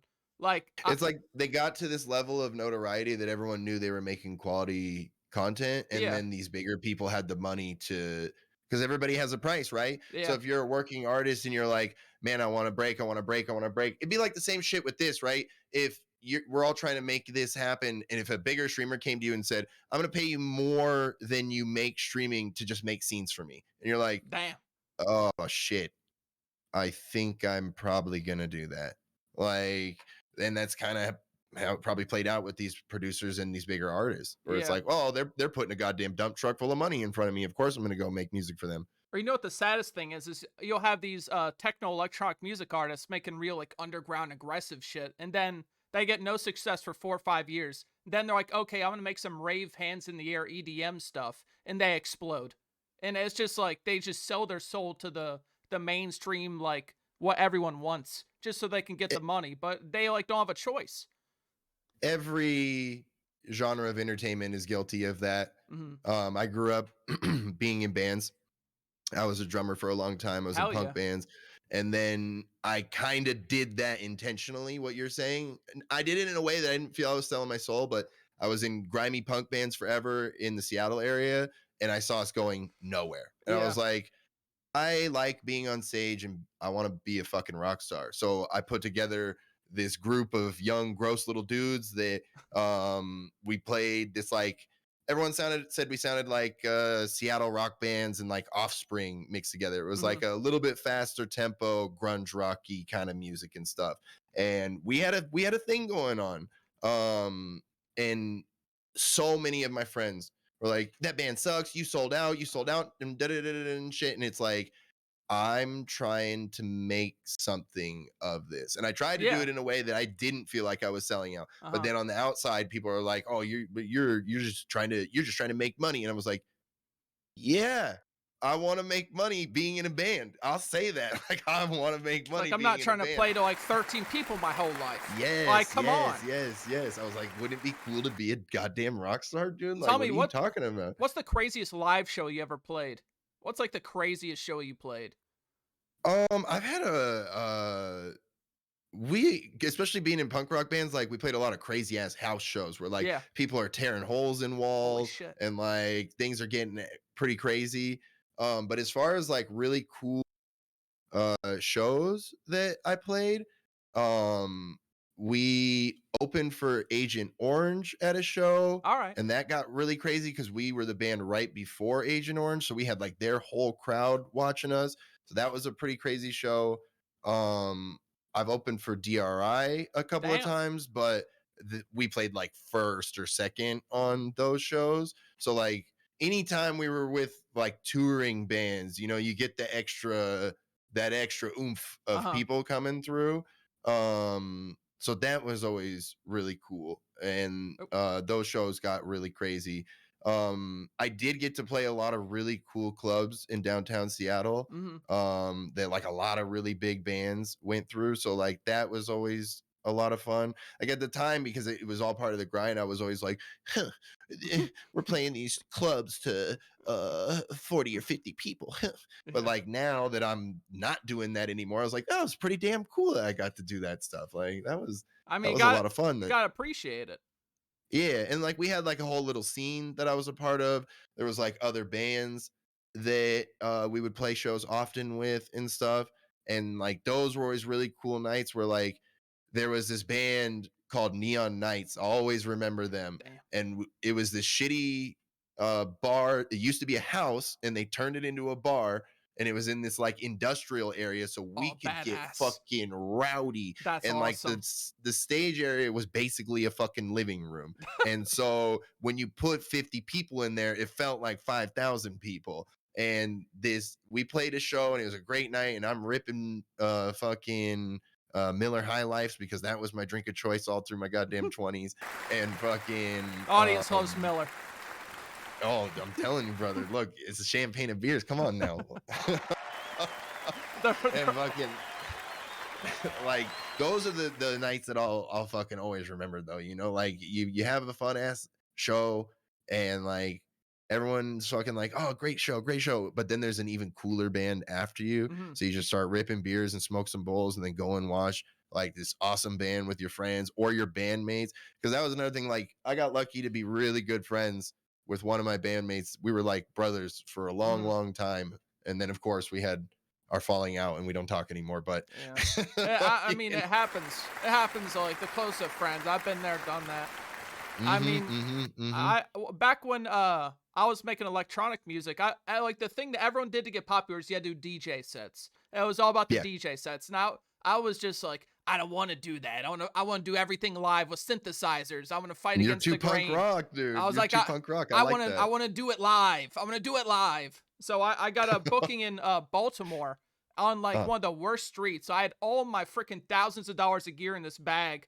And I'm just waiting outside from to open the doors. The lady who owns the shop's like, you better come in or you will get robbed. You will get robbed. And the place was a music store, big old music store. So I would turn the kicks up. If I turn the kicks up too loud, every cymbal in the whole store would shake. Rattle. Yes. So I had to ride the bass to make sure I didn't make the whole entire store start playing songs with me. But that was You're like, man, this guy's got instruments set up all over this place. I know. It's a killer show. I was Universal. But man, live shows, it's another level. It really is badass. Yep. I wish I could go back. Yeah, the goal was to become a rock star, and then I crashed my dirt bike, and the band broke up, and I was very depressed. And that was the time before I started streaming where I was like, life fucking sucks. I got to find something. And then I found this, and I'm like, I love streaming. I love it. I love like That's awesome. working the crowd like a fucking conductor. Just the crowd is like in the hands, and they're down for whatever to just ride and have a good night. Love it. It is such a wonderful feeling.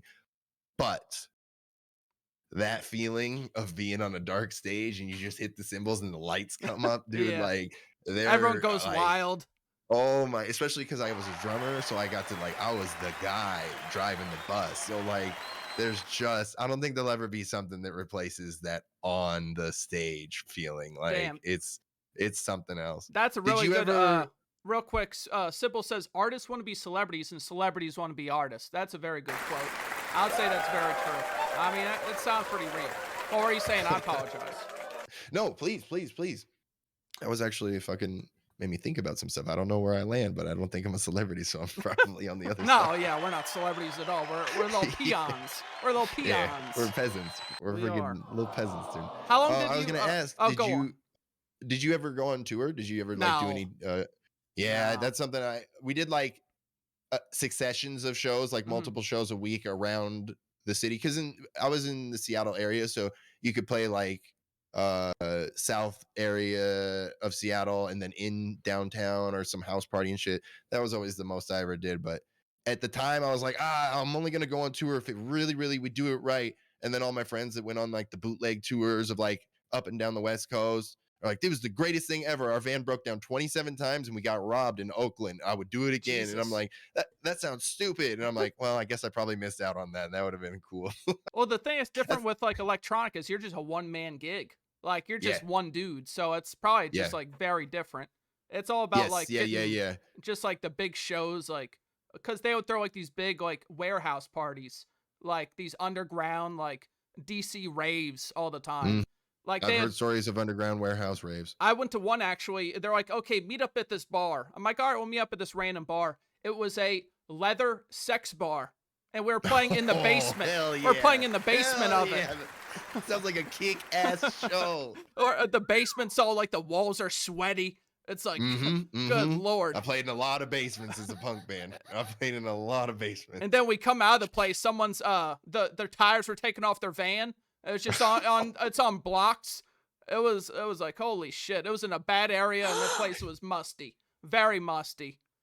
Just on a quick side note, because it reminded me of it. One night I had played a show downtown and it was at a club that's right next to the freeway, and there's a lot of homeless people near the freeway, so it's a very, very sketchy area.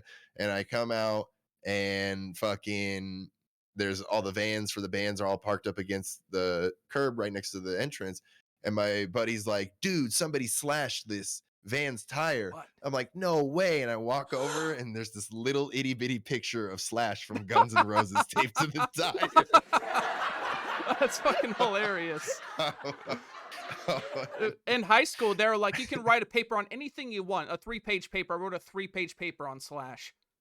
I did. Fucking love that. I did. Dude. Slash is a dude. See, I'm obsessed with the 80s fucking rock stuff. I have a goddamn Guns N' Roses flag up on my wall right now, dude. I love Guns N' Roses. I love the idea of the bigger than life rock stars, dude. My dream was to be a guy in tight skinny jeans and cowboy boots with all kinds of decorative jewelry, and that's the pinnacle of rock music aesthetic for me. And so just everything, and Guns N' Roses is the pinnacle of that moment and excess, and Slash is the tip of the spear of that. Slash and Nikki Sixx are absolute menaces and probably shouldn't be allowed. Well, they're old now, so they can go in the same room, but they probably shouldn't have been allowed in the same room during the 80s and 90s. You seen his Instagram? Slash's Instagram? He posts some wild shit. Is he still posting? Yeah, he just posts the strangest thing you've ever seen. It would just be check it out. It'll be a baby doll with a chia pet seed on its belly. Just I'm just naming random stuff. It's so artistic, weirdo, super rich rock star stuff. Yeah. Where you have no idea how to connect with people anymore, so you're just gonna post these very vague, semi-artistic pictures. Yeah. I mean, the guy, he's probably done every drug in the world, too. He probably has. Oh, yeah. I couldn't imagine there isn't anything that he didn't try. While just drinking fifths of Jack Daniels the whole time. His drinking ability is terrifying. Well, I got a message from my production crew. Go on, sorry. I want to say, we're lucky to have these guys around, Ozzy and stuff like that. We got to count our freaking days, dude, because we're very lucky to have these maniacs still kicking around. I mean, we have a whole production here, and then I have people in the truck. There's a truck out there that does everything. Please. You got people coming on and stuff too, so you just tell me what you throw me out of here whenever you need to. No, I appreciate it. It has been a fantastic time so far. I gotta say, I mean, coming back to this, I mean, we just have to soak that in one last time. One last time, dude, please. I mean, we just have to soak that in. I think my favorite part is that's a time capsule, dude. The iPod. Yes, dude. The iPod selfie is such a time capsule. Like, this is beautiful. These are pictures because, like, I'm starting to get to that point where I'm seeing pictures from like 10 plus years ago on Facebook pop up, and I'm like, oh crap. I'm like, this is almost a different time. I'm like, holy shit. I mean, that was like 2011, 12 when I first started smoking, and all we could find was sour diesel. That was like all that was around back then. And you get any of that sour D? Yeah, smoking out of an apple. I mean, that hell was yeah. thing. My dumbass was smoking out of a pop can in my early days. Oh yeah. I wish I had learned about the apple. We all been there. Oh, there we go. All right, production team's quality. Scooty, we're going to cut the commercial. You've been a fantastic guest, and if you like, I would love to have you on sometime. I'd like to have you back. We'll talk. I'd love to be on again. Thank you for having me.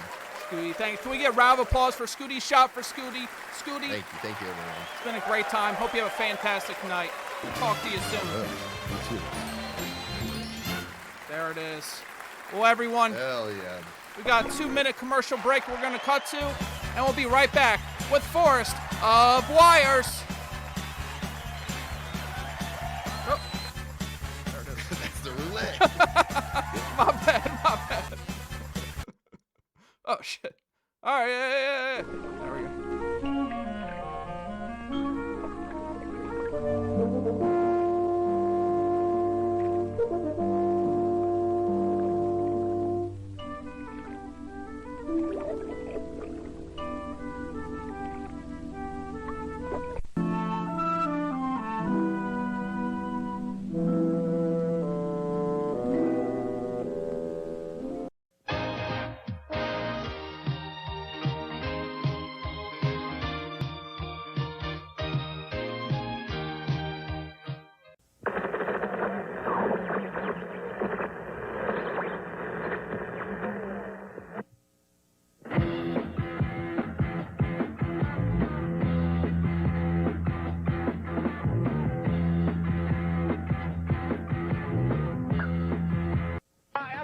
With Sound on Wheels, and if you haven't been to Sound on Wheels lately, you haven't been to Sound on Wheels. If it makes your wheels look better, go faster, or stop quicker, we got it right here at Sound on Wheels. We're Sound on Wheels right here on University Drive. You know, look for that tall yellow sign. Hey, what's going on? It's upside down. Who did? Hi, I'm Barney Kavanaugh, and I'm back at yesterday, where we are looking great in 88. Have we got a contest for you? You can be our Sweetheart 88. 3 ladies will be chosen to compete in the finals on February 10th. Then on Valentine's Day, the winner receives a dozen red roses, dinner for 4 at Schooner's Restaurant, with the nation's #1 dance show, The Ultimate 5. After dinner, back to yesterday's via Executive Limo for a sizzling Ultimate 5 show. A hot night you'll never forget at yesterday's. Here's why local builders and their wives choose brick for their homes. Hello, I'm Frankie Harbin of Frankie Harbin Construction Company, and this is my wife, Angela Harbin. We build with brick for 3 reasons: lower maintenance, lower heating and cooling costs, and the resale value on the houses is higher. By living in a brick home, I spend less time with maintenance and more time with my wife and my 3 children. There you have it. Brick is just good dollars and cents. The North Alabama Brick Association, General Shale, Alabama Brick, Jenkins Brick. It's hot, it's fun, and it rocks. It's church. There we are. There we are. Impact of Huntsville. If you love God and you're you guys ready for this final guest of the night? It's just the real deal about God. The music is tight. Y'all ready for this? There's no cover charge. Jesus will be there. In June, it's a party every Sunday at 10 a.m. More fun than you thought was legal in church. Impact of Huntsville. Rock and music, relevant messages, and personal ministry.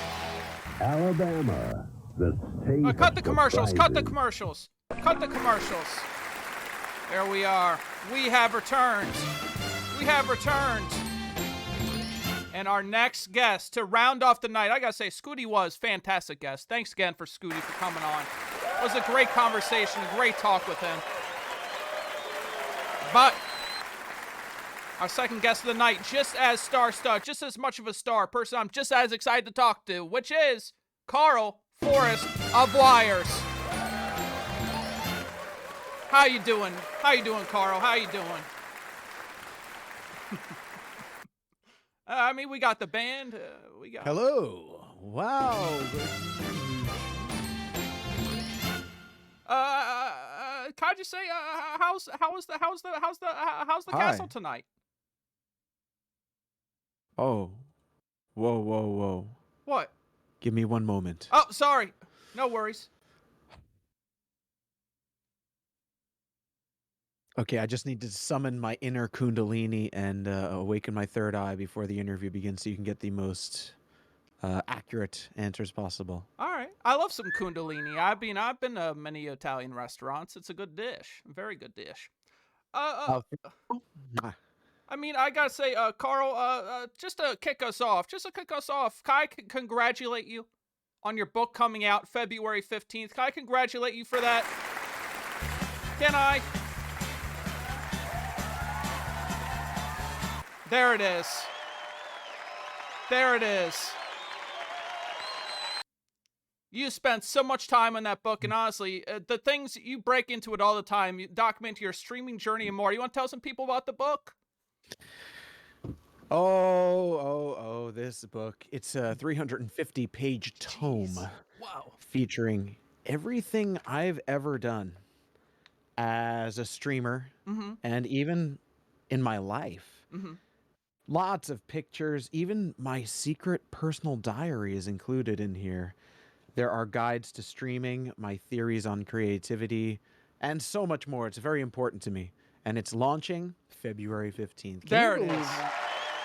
I mean, time goes by so quickly. Even Winter Sun's Time 2 is coming out soon. Have you heard of this? No, what's Do you know that? the band Winter Sun? So there's a band called Winter Sun, and they released an album called Time in 2012 and said, don't worry, part 2 is coming out soon, but we can only release 3 tracks for now. And now, in Earth Realmian Time, 2024th year, it's finally coming out. Time 2 is coming. That after 12 years. I remember back in 2012 when everyone thought the world was going to end. Remember that? Oh my goodness. Y2K 2012, Y2J. Yeah, exactly. Did you buy into that? Do you think that the whole keep was blown away on 2012? Or just going to go into a never-ending pit of despair? I didn't, but I do have a strong memory of when I was a young being at a New Year's Eve party for the Y2K 99 to 2000, and some people really thought that something was going to happen, and I had a little bit of an argument with some other kid at the party, and I was forced to go into the jail of the house party, as it were. I was probably like, I don't remember how old, but young teenager. And I was sitting in this, it was the kid's bedroom. The kid was throwing the house party. I was sitting in the bedroom, and there's another guy in there.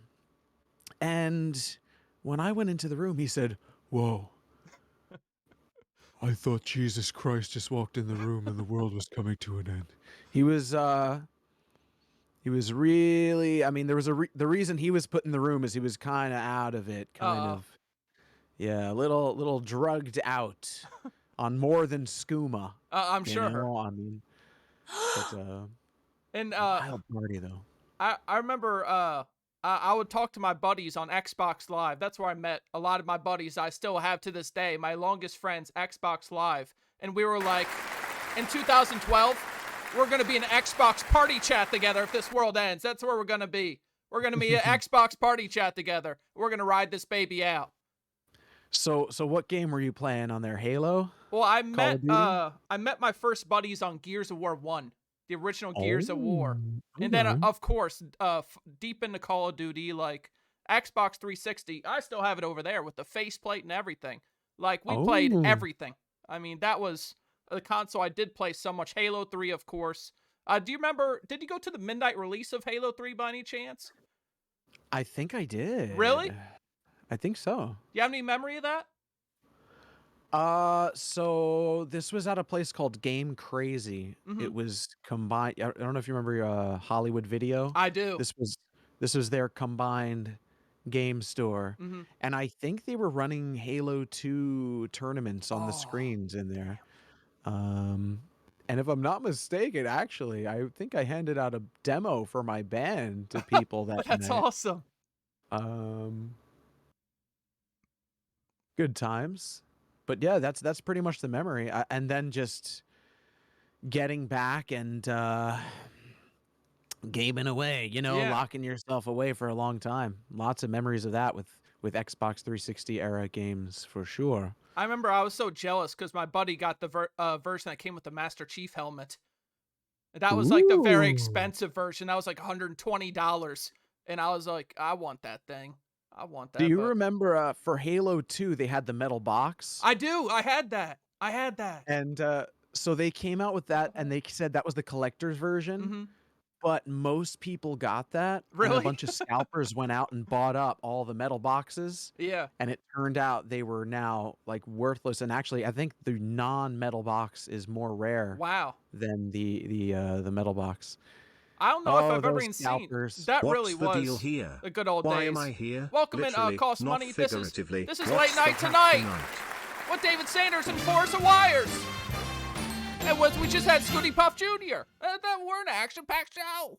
Action-packed. Holy moly. But there's something, Carl, I heard you delve into once briefly that I would love to hear more about, is that you want to be a professional wrestler, that you delve into the ring. I would absolutely love to hear how that was, what the process is. I would love to hear something about that.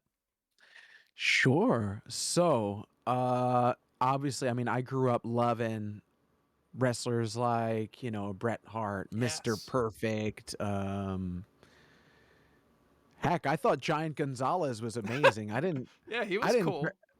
Nowadays, because the internet, he's like a lol cow of wrestling, but I thought he was great. And actually, I've seen some Japanese videos of El Gigante since then. Anyway, let's not talk about Giant Gonzalez. We're going to get off that topic. After this, we're getting in a tugboat. No. Oh, remember when he turned into Typhoon? I was shook. I loved it. I do. was thinking, whoa, what a great evolution. Because what would destroy a tugboat? A typhoon. Exactly. And then next he just had to be Mars. That was his next evolution, but he didn't get there yet. But how were those wrestling schools? Was it rough? Was it hard? So I mean, I grew up loving old WWF, still do. It's like my guilty pleasure. I listen to the Bruce Pritchard podcast and the Eric Bischoff podcast. So as soon as I got old enough, I started looking into it. And I think I first went to the Monster Factory in New Jersey, run by Larry Sharp and King Kong Bundy. Oh, wow. And when I was like 16, I first went. So That's I was young. awesome. Yeah, it was amazing. It was really great. First time I went, I underestimated it, to be honest. First time I went, I wasn't in physical shape. I was more just thinking creatively, like I want to be a wrestler and do this and like have this be my finisher. I wasn't thinking about like, oh dang, we got to go do like a ton of like push-ups and run the ropes all the time and stuff. Yeesh. Taking bumps. Yeah, so I was like, okay, I got to get in shape, I guess.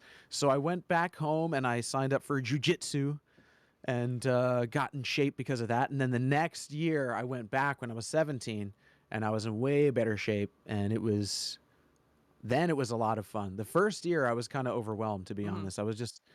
I didn't know it was going to be so like athletic. I guess that doesn't make sense, but in my 16-year-old mind, I thought I could just get by on being like a Mick Foley kind of, like take big bumps and just, I don't know. I never pictured Mick Foley and guys like Yokozuna like doing 100 push-ups and running the ropes. I didn't realize like, dang, you have to do that in wrestling school. It kind of sucks, but I gave in. And when I went back, it was great though. Yeah, it was fantastic. Loved it. Had some fun matches. I wish though that technology was a little better, I would have, like taped Oh every my match and gosh. uploaded and streamed it. It would have been amazing. I would but have loved to see now, that.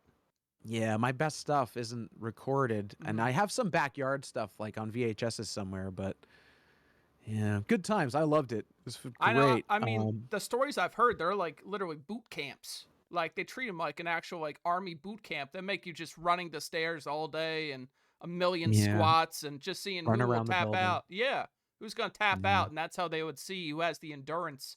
Yeah, it to do wasn't it. that bad when I went, to be honest. Uh-huh. I think Larry Sharp just wanted some good money. Yeah. And so he was willing. It's just that first year I was way overwhelmed, but it wasn't like it wasn't that bad. Mm-hmm. How's King Kong Bundy? I've seen him in some shoot interviews, just like crap all over Hulk Hogan. He's so funny on those shoot interviews. At the He time, is.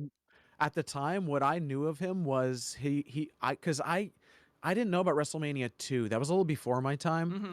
So like I didn't really know about him wrestling wise, to be honest, but I did know him from the Richard Pryor movie Moving. So I always had that image of him in my head. He was this giant guy that would come out of the back of the truck. And when I met him in person, it was like he was so big. At that point I'd never seen a human in person that big. Jesus. His head was like I don't know. I can't even. Just he a was cannonball huge. of a man. Yeah, huge. Shaking his hand was like putting your hand in a baseball glove. I felt like a little kid. It's like, oh my God, this is crazy. And just thinking about a guy that big taking a bump right in front of you. Oh Like my imagine if a guy that size walked in front of you, like in your living room, and went on their back. You would go down 3 floors. Yeah, like this guy was huge. I'll play as him in Legends of Wrestling. Remember that game?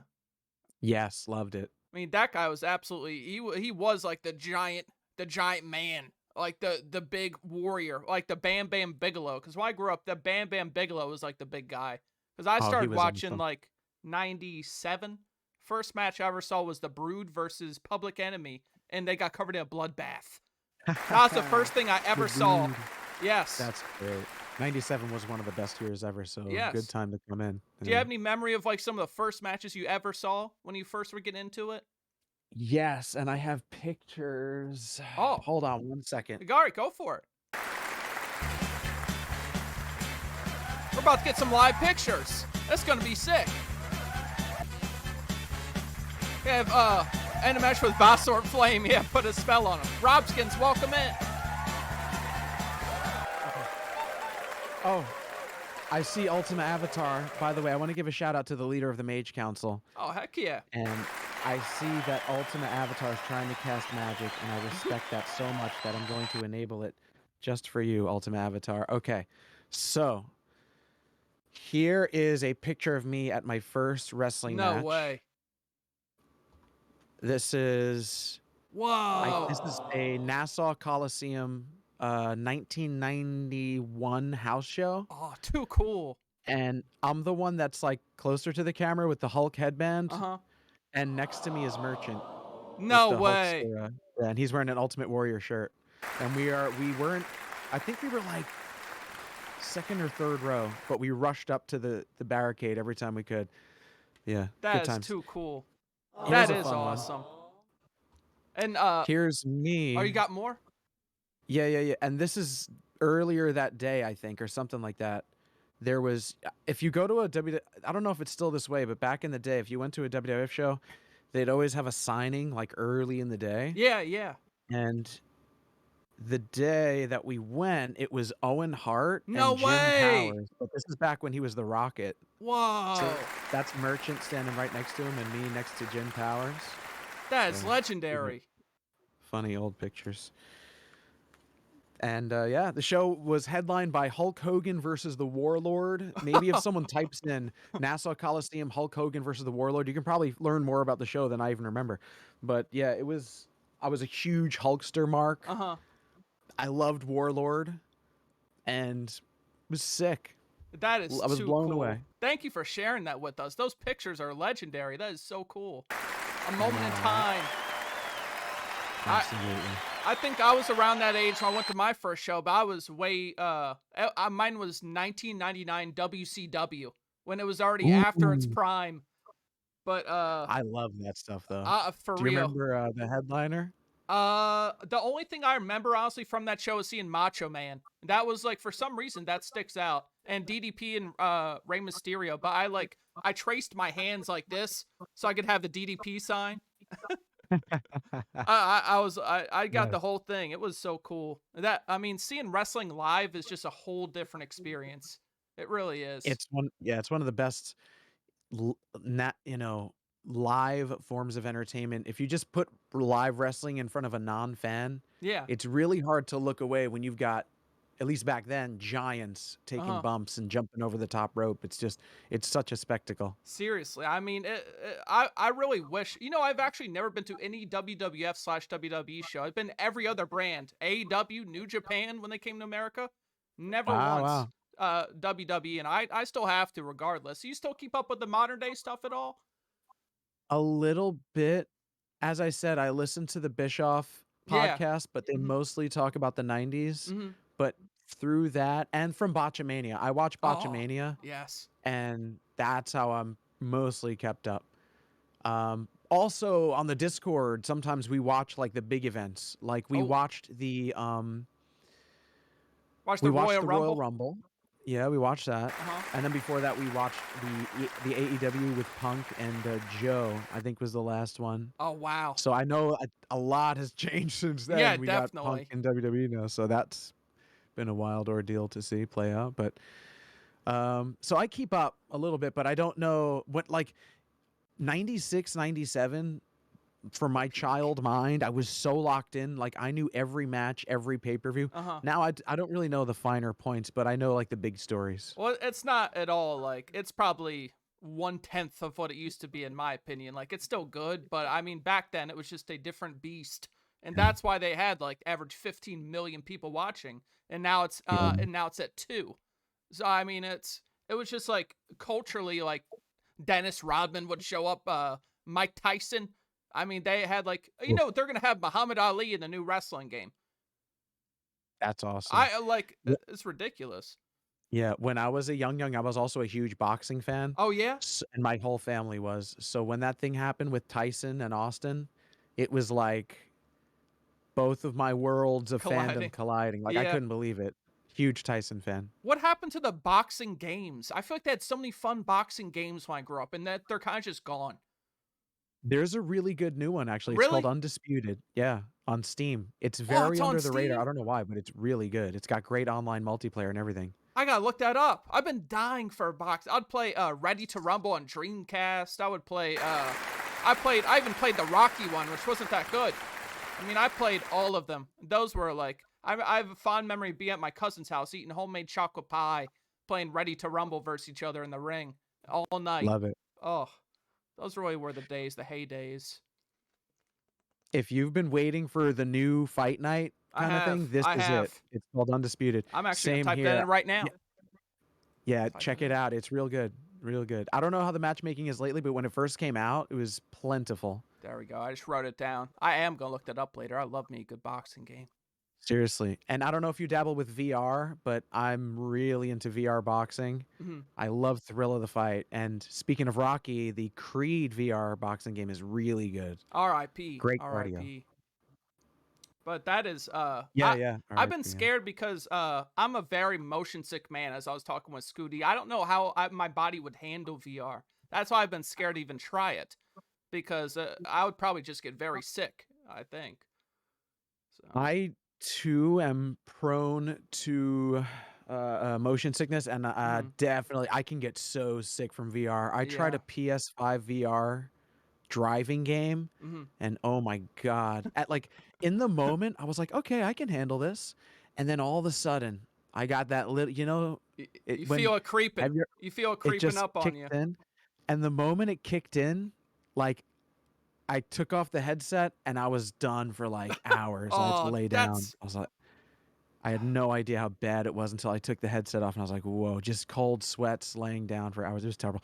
But I will say the boxing game, since you're kind of either standing still or in a small area and usually like controlling the character, I don't get motion sick from that. All right. But if there's anything like an FPS, I love playing them. But yeah, it's true. The motion sickness is kind of What VR headset you got? Downplay the VR. I still rock a really beat up old CV1 Rift with earpieces dangling. That is falling too off. cool. Yeah, this is like the original Rift. The OG. I love it, but Uh-huh. you know, there are definitely better ones out there. Pretty much anything would be better at this point because I got it in like 2018. And that's probably when they're real expensive. The prices these days on a modern day Oculus have come down so much to around 300 range. There were like thousands. How much was that thing back in the day? Was that like, it's probably a pretty penny. So yeah, this was like back then. I think we got it used, and along the way, like acquired the sensors, and then so I don't know. I think it was like a couple hundred. It really wasn't that bad. But now, you know, that's all going to be obsolete because we've got the Vision Pros taking over. Oh my gosh, the videos I've seen of people just in there. I mean, that is really. I saw one in a Tesla while he was like doing like tasks and just typing on the air. Like it's scary. And that is really. I feel like it's a matter of time till the price come down. Those we're all gonna be wearing them.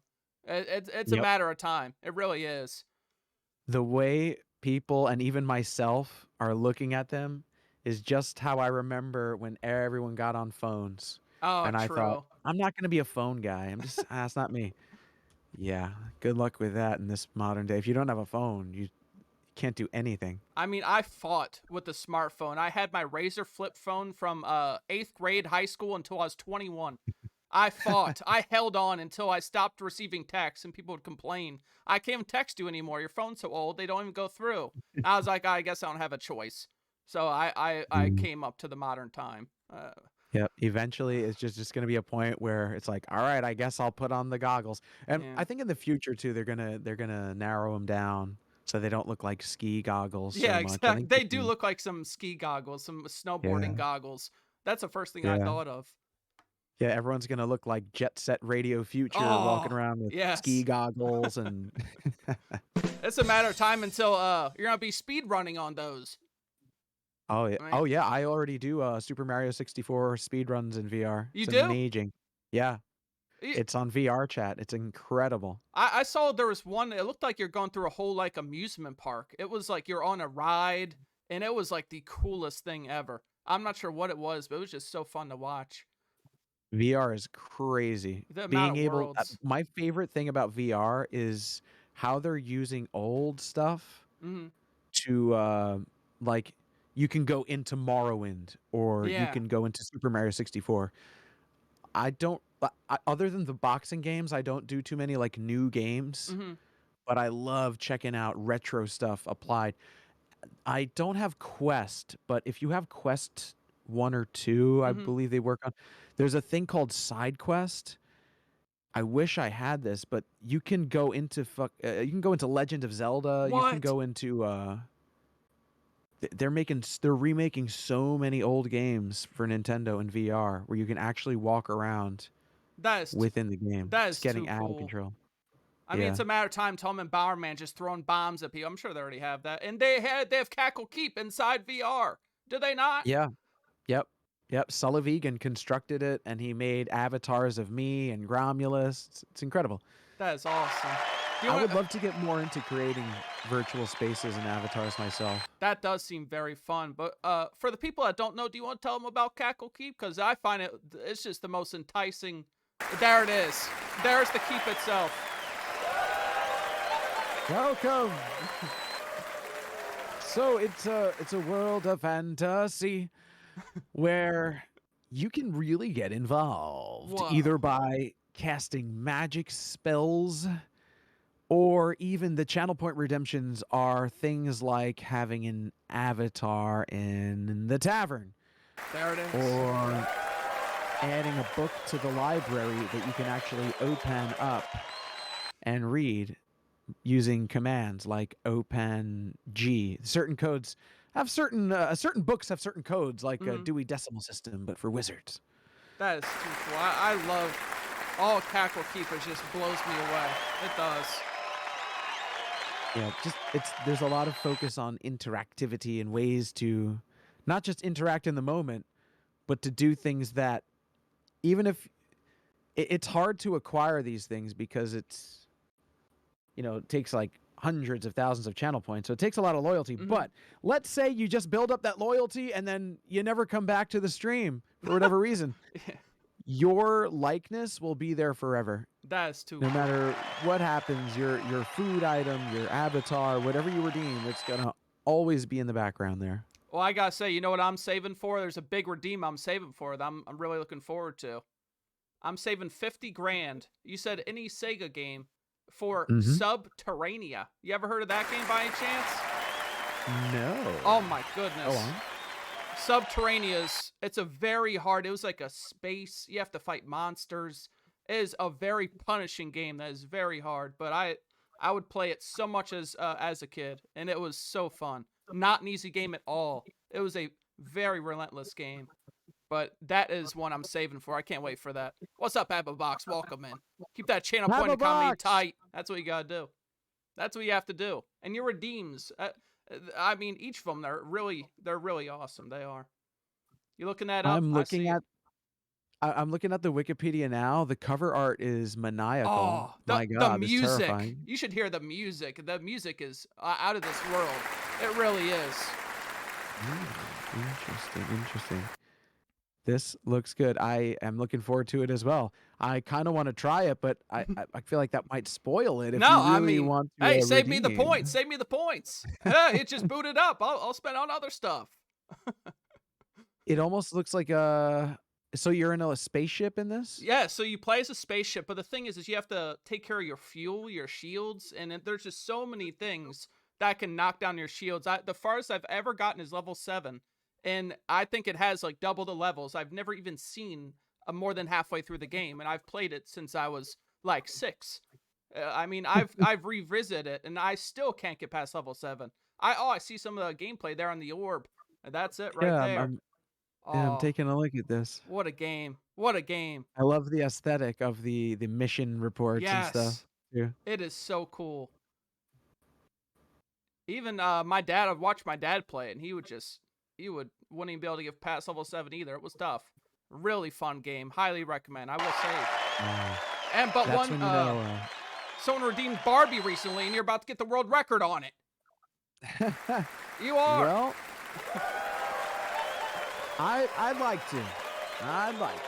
And speaking of seeing your dad play a game. Fun fact for those that don't know, my speedrunning journey began with Ghouls and Ghosts. And when I was a young, my dad played Ghosts and Goblins, the original, the Nintendo one, and would always talk about, I beat this game. I beat the Nintendo Ghosts and Goblins. Yeah. And now in hindsight, it's like, dang, that's wild, because that's a very difficult game. And that's one of the reasons that I've picked up the mantle. My brother used to speedrun Super Ghouls and Ghosts, and now I started speedrunning Ghouls and Ghosts. So that's where it all began. That's so cool. So as far as watching your dad play games, so relatable, and that's a big part of why I do everything I do. That is awesome. I mean, that is literally the first time my dad ever heard me curse was playing Crash Bandicoot. I screamed the F word because I fell. I mean, that was. Love the music. That was without a doubt. But I gotta say, tell me about some of the other games. You are the world record holder in Beavis and Butthead. You are. There it is. My favorite show. There it is. Now tell me about speedrunning in general in that game. How's that game? I've watched the full playthrough of your record. I have seen it. So this Beavis and Butthead game is sort of janky licensed platforming meets adventure. Yeah. And like, get the stick of gum here, use it there. Yeah. Why? Makes no sense. You just have to know to do it. So it's a weird mix. It's not like a good game. I can't honestly say that. I mean, personally, I've always loved it. When I was a young, I would just fire this up and walk around Highland, walk around the mall, and almost RP in my own head that I was Beavis and Butthead, just exploring and wandering. I never had a clue how to beat the game as a young. No idea. now that I know everything that there is to know about the game, after conquering every division that there is on speedrunning, it's, as far as speedrunning, it definitely takes precision. Bad platforming. Is there like with major sliding. skips as well? Any major skips that are probably hard to pull off in that game? Or is it pretty straightforward? No, there are no glitches. Oh, really? But there are definitely weird ways of doing things. Trying to think of a good answer for that. It is pretty straightforward, actually. Now that I think of it, yeah, it's pretty straightforward. Unlike, say, in Ninja Turtles, where at the beginning you go through a wall, go through a building, and do stuff like that. Nothing like that. No glitches. But there are definitely well, there is one thing called the swap dodge, where you can switch between Beavis and Butthead by pressing start and then the swap button, and then when you unstart, you're switched. So if you're running as Beavis, start, you'll come back as Butthead. So if you run up to an enemy and they swing at you, if you pause the game right when they're about to hit you and swap to the other character and continue running, there's no way they can hit you. Oh. And that's called the swap dodge. Dang. A second of invulnerability. Yeah, but it's very precise. It's very risky. Like, you have to hit start right when they're about to hit you. Thank you, Nightyear. And as Shifter said, Gwar also in the game, which you did say you absolutely love Gwar, which is, I mean, it's two of your favorite things colliding. I mean. Yep. And that's something. When I played this as a young, I wasn't a Gwar fan. I only knew Gwar from Beavis and Butthead. But then around 99, I saw them perform live. And it blew me away, and I became the world's biggest Gwar fan when I was a teenager. Oh, their live show's ridiculous.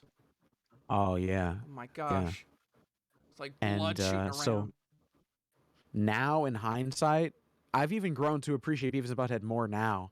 So now, the fact that I'm playing the Beavis and Butthead game with Gwar, it's a double honor to get that WR on this one, of all things. That is too cool. In Ninja Turtles, another game you run, I played that game so much growing up. Like, I think I said in your chat before, at Chuck E. Cheese, they had it. And every time I would go to Chuck E. Cheese, I would get a few rounds in. In that game, it's always been a really hard game. Like you were saying, I think last night, you were like, a lot of the games you speedrun, it's split second. You miss your split second opportunity, it just ruins the run. I mean, they're very punishing games.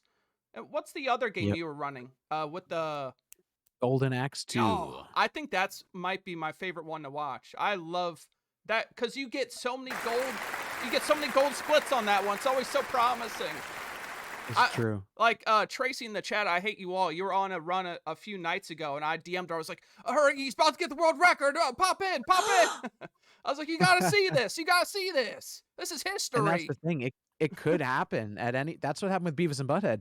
I was stuck at 4 for a long time, and I was like, well, I'll never be the world record holder, but you never know. And then all of a sudden, one day, like out of nowhere, boom, I was number 2 and very close to 1. Wow. And it just came out of nowhere. Like, what the heck? All of a sudden, I just played amazingly. Is that a game where it's like split set, like microseconds apart? Are there very close runs? Yeah. Well, Beavis and Butthead, the previous world record holder was pretty far ahead by a couple seconds, actually. He was a Russian guy, so. That's another thing you says. A lot of people hold these records are Russian people, and I would like to see you as the Rocky of the speedrunning community. Yes, but the Rocky of Sosaria, where I'm from. Yes, exactly. Close enough. Taking out Ivan Drago. I mean, that's what you gotta do. Yep. But there's another VR thing. Boxing. Literally on Creed VR, you can go against Ivan Drago and all the Rocky characters. It's really great. Man, I'd probably play as Drago. Honestly, I probably would. You can on online multiplayer. You can. What's a game? Because I know you're doing all the speed runs all the time. Do you have a game that you do after stream just to unwind? Like, I just want to turn my brain off, relax kind of game? Or are you just so busy doing stuff that you're like, I don't have time? Actually, well, no. I only play games on stream. But when I'm not streaming, I watch other channels. Like I watch Merchant's channel a lot. Yeah. And I watch a lot of. That's something great about Twitch. When I was a young, a lot of my childhood was watching my brother play and beat these legendary games. Like, I don't even remember if I beat Final Fantasy VI as a young. I think I just watched my brother beat it, and that's at the time it felt like I'm only watching the game, but now it's become so normalized. I feel like I watch more games get beat by other people than myself. I mean, I know I do. I've watched so many great games get beat on Merchant's channel, or it's Twitch. There are so many great channels where people are playing and beating games. And those games, like Final Fantasy, takes forever. If you want to beat one of those games, that's like a whole investment. If you want to beat a Final Fantasy game. Yeah, I beat it again recently, and I've beaten it, after being a young, I beat it a couple times. Like I got it on DS. Remember the R4 chips on Nintendo DS? I think I do, yes. I had a DS, but all I pretty much played is WarioWare, where you could get rid of the toilet paper real fast. Probably the best game on there. It was so fun.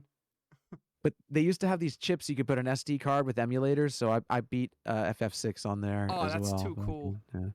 I actually never played any Final Fantasy until I started streaming. Someone suggested Final Fantasy VII as my first ever one, and that was like such a amazing journey, because that took me over a month of streaming that game to beat it, but it was such a fun time. I really need to revisit. I do. It was a journey. I need to revisit the series, because I've literally only played 1. I would love to play 10, because I'd always see commercials of 10 on PS2 as a kid. That was like everywhere, the commercials for Final Fantasy X. I'm very old school, so just like with wrestling, I'm kind of stuck in the 90s. So for me, it's all about 1 through 6. True. 7, I watched my brother play it, but dang, 4 and 6, I'm like spiritually connected to. I need to add those to the list. I'll play those too. Are those more? Are those still not 3D? Those ones? Are they more? Yeah. Oh, okay. Old school. Yeah, that's what I'm all about. But I love the turn-based. That's something I love, the turn-based. But when they have the remake, they remade Final Fantasy VII. It's more in the. I don't know if you ever played a game called Rogue Galaxy by any chance. You ever heard of that one?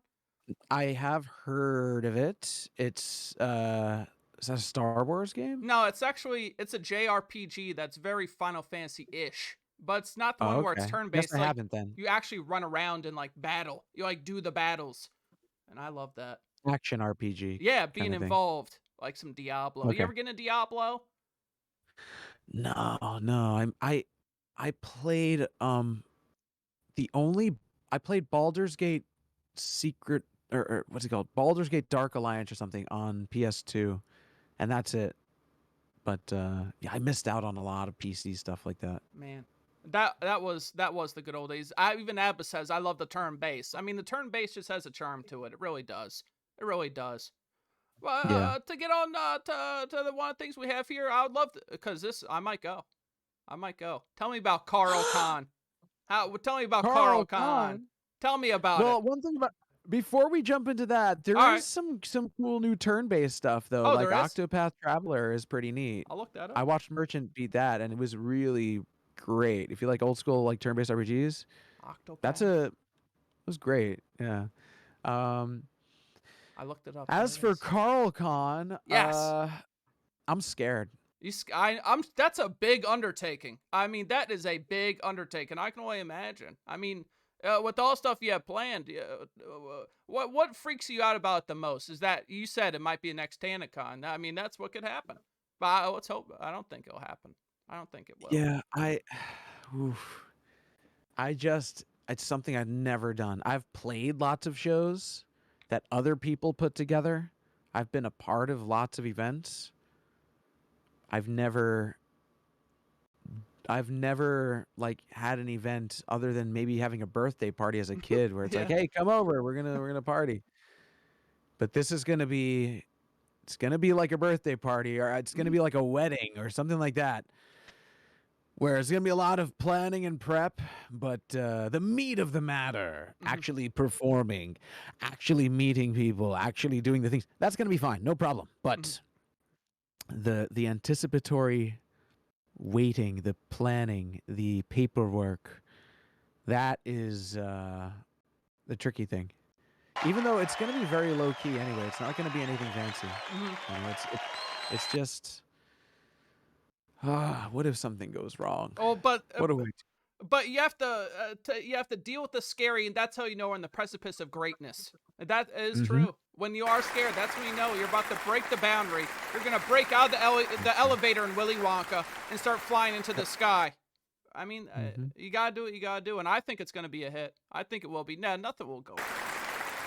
That's exactly why I'm doing it. Time to push myself. I've been comfy too long. Exactly. You Can't stay comfy. No, you can't. Like when I started the show, I mean, I was scared. I was scared out of my britches. It's like, hey, I'm gonna have all these streamers I watch all the time, and I'm gonna have them on the show. What if it's boring? What if it's bad? And I'll just freak out. But as we've gone on, I get more calm, which is bad. I need to start freaking myself out. I think the show is great. I think the guests that you're having are well chosen.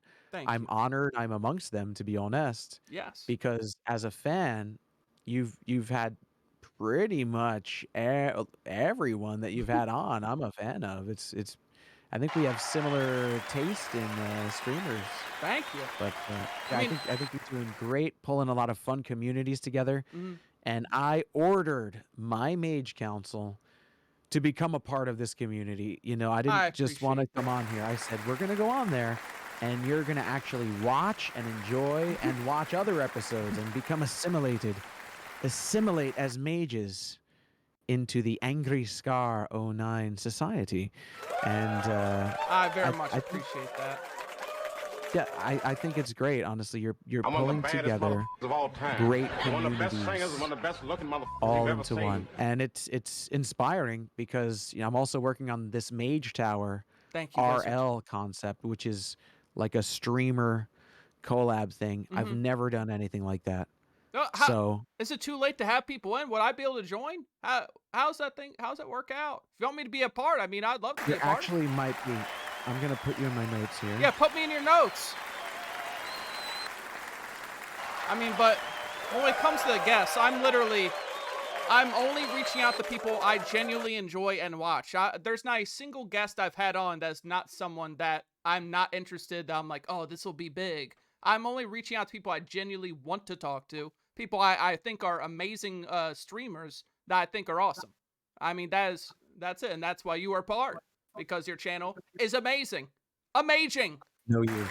And honestly, that is inspiring. And I think I'm trying to follow that same kind of formula, actually, and really make sure everyone that's a part of this competition is a streamer I really do enjoy, regardless of viewership or where they are on the side panel, and make it even so that, a streamer who is big, although I don't know if we have any big streamers lined up for this. I can't really think off the top of my head, but either way, there are streamers of all different levels, and there's not going to be any advantage. You could be a streamer with a 0 average and dethrone someone with 1,000 viewers potentially in the Mage Tower RM.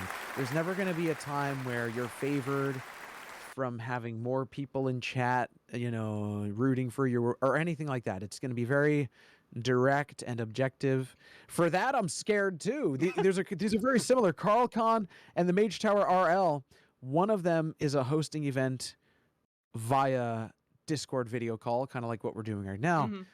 The other one being in real life. So there's similar fears, but one's a little higher level. But I am scared for the Mage Tower RL too. I hope it goes well. I know it's going to be fun, but I hope that everyone else has fun. It's gonna be fun for me. So what was it really gonna be? What is it we're gonna be doing in the Mage Tower? I would love to hear about it. Great question, sir. These are mostly going to be challenges of wit. There is going to be some luck. I lost. There has to be some luck. You lost. Hold on a minute, because it's not going to be a trivia contest. Okay. It's going to be a game of the mind, as it were. I lost. Now, I don't want to get too specific because I don't want anyone to have any chance to prepare for what's coming. Okay. But it will be it's not going to be when was the French Revolution and in what city? Nothing, about dates or any, no trivia, no anime trivia or anything like that. It's going to be a test of the mind. And that's really what this is. When you break it down, the Mage Tower, especially the Mage Tower RL, is about testing. That's why they're called trials. Mm-hmm. I want to know who's the greatest mage. That's why we're going to find out who's the Grand Master. Whoever reaches the top of the tower first will be the Grand Master. You know, being a member of the Mage Council, and I have my Rolodextra trading card right here, it's about having power, size, IQ, mana, trickery, and stoicism. And all those things work around each other. And stoicism, trickery, these things will be tested in the Mage Tower RL, just like wits and magery and the wizardry required to scale a magical tower. Oh. Your relics, your fate, your story will determine thy path. Now, that being said, there are 2 registration forms I'll need you to fill. I'll fill them. And in those forms, there may be some things that might get you an advantage. So fill them out carefully, I'll say. Yes. I'm involved. I'm down. When's this again? This is February 16th. Let me check my calendar. February 16th. That will be a Friday. Next Friday. Yes. And it's going to be a fairly long ordeal. Okay. It's going to be starting around 7 p.m. Eastern. Mm-hmm. And rolling it. The hard cutoff date is 1 a.m. I know that sounds long, but there are going to be many mages to eliminate. Hopefully, it's like from 7 to 11. Maybe we can cut it down. This depends on how it goes. Just to be sure, I'm telling people it's like 7 to 1 because that's as far as I'm going to go. All right. Well, I'm excited. I'm excited. If you want to have me part, I will fill out the notes. And do you want to give us a glimpse? I think you said Barbie Zodiac's going to be involved, the previous guest on this show. Correct. And right now, I'd like to make an announcement. What? We have a live announcement on Late Night Tonight. We have an exclusive. What's this announcement? The announcement is, as of right now, the latest entrant into the Mage Tower RL is the streamer known as Angry Scar. What? Oh no! What? What? You're through. What? At the Mage Tower RL, you will compete to become the Grand Master of the Mage Council. Now, I want you to walk with me in your imagination for a moment. Okay, let's go. I'm ready for this. I'm ready. I want you to imagine a future. Okay. It's February 17th. Okay. You wake up and you say, "Oh my God, I'm the Grand Master of the Mage Council." Now, can you imagine from there the sort of cross-promotion, cross-streaming opportunities it could present if you, the host of Late Night Tonight, were to be the Grand Master of the Mage Council? Well, I gotta say, I don't really need to imagine it because it's gonna happen. And that is what we're gonna see. February 16th, 7 p.m. Eastern. Tune in, twitch.tv/Forest of Wires. I'll Hope be there. to see you there. Well, I'll be there. You'll be there. We'll all be there. And I will succeed. I will climb the keep. And I will be the king of the mages. I will. You know, I'm ready. I'm ready. So many mages and wizards say similar things. But for some reason, when you say that, I believe it. I'm saying it from my gully wits. I feel that. I am. There's something there. And I believe that I could be looking right now at the first Grand Master of the Mage Council. The crowd loves it. The crowd loves it. It is an honor, and it is an honor. I appreciate you having me a part of this, because it is going to be awesome. I'm excited. I am excited. Dang. Me more. Good luck. I'm going to need it. I'm going to need it. Well, yeah, let's hope we don't get into the French Revolution stuff, because that's where you lose me. That's where you lose me. No. In fact, if we were to even go there, everyone would be in trouble, because my history comes from where I'm from, Sosarian history. So we'd have to ask about the Ophidians and the intertwining of the Chaos and Order serpents, and I doubt anyone would know anything about that. So similarly, some people ask me questions about Tupac and things, and I don't know answers about that either. I'm from Sosaria. We had bards like I'm a newbie in my day. So true. But on people that inspire you, some people that have inspired both of us. There's someone that you had in your chat the other day. Richard Burnish. You took the words out of my mouth. Now tell me about that fabulous call-in show. It really did. It was like, I was just on the phone yesterday with FunZip. He was one of my longest buddies, and I had him on, what's it called? Astral Projections. I told him Richard Burnish was in your chat. He literally screamed. He screamed. He was like, there's no way. I mean, tell me about that show. Please do. Richard. So first off, R.I.P. Steve Chilton. Definitely R.I.P. That was quite tragic to hear. I thought Steve was hilarious. I thought even his T. Rucker show was great. Yeah. Richard Burnish was the host of JCL, or Jesus Chatline, where he would pretend to be a pastor. He would pretend to be an innocent, holy pastor, and trolls would just run amok. And either the trolls were being trolled because they didn't know Richard was a bit, or they were in on the joke and they would go along with it and just an interactive collaboration of jokes from callers and the host. And they had high production value vignettes. And I always was thinking, gosh, I mean, these guys must be like from Hollywood or something. How the heck do they have such good production value? This is incredible. And yeah, I mean, Richard has always been a huge inspiration for me. I even dabbled in streaming back then because of him. In 2010 on like Ustream.tv, I used to do like a call-in show and dabble. And as this whole Twitch thing came about, I've always been so inspired by Richard and JCL. I think he's brilliant. I think the way he goes about things on his show is so clever. And I reached out to him after.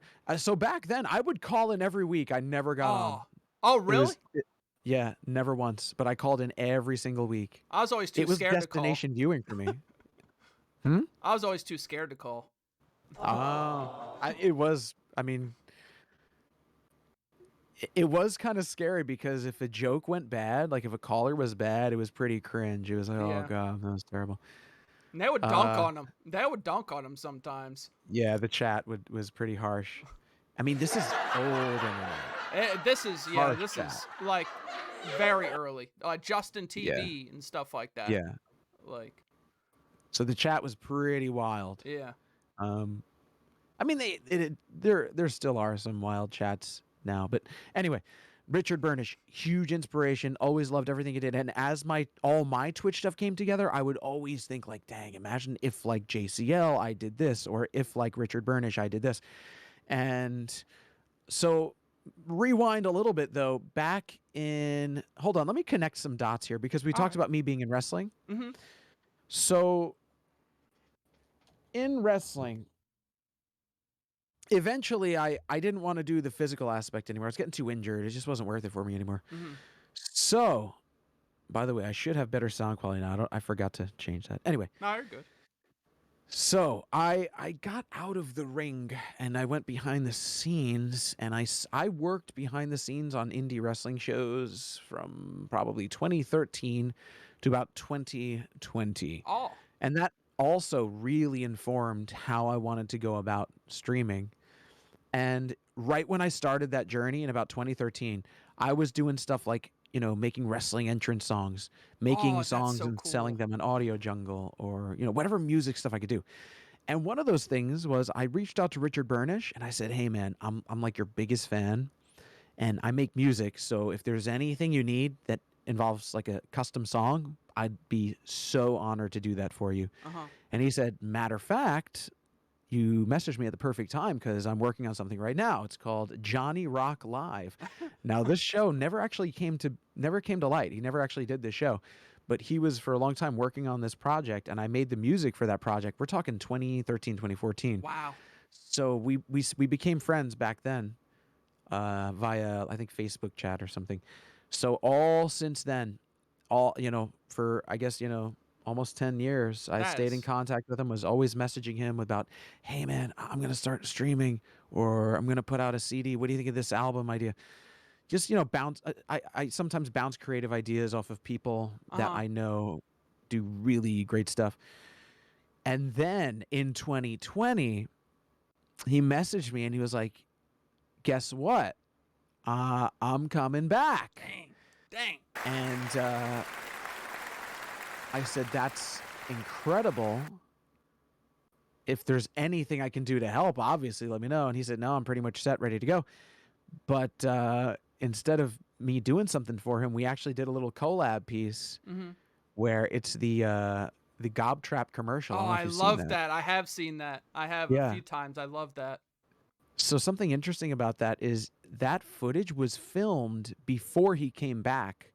So that's footage of Richard in the interim between, that's, as far as I know, the only footage of Richard between, well, he did some interviews and stuff, but between JCL and the Ark, yeah, that's like the only good footage of him. This is before the Ark, but after, obviously JCL.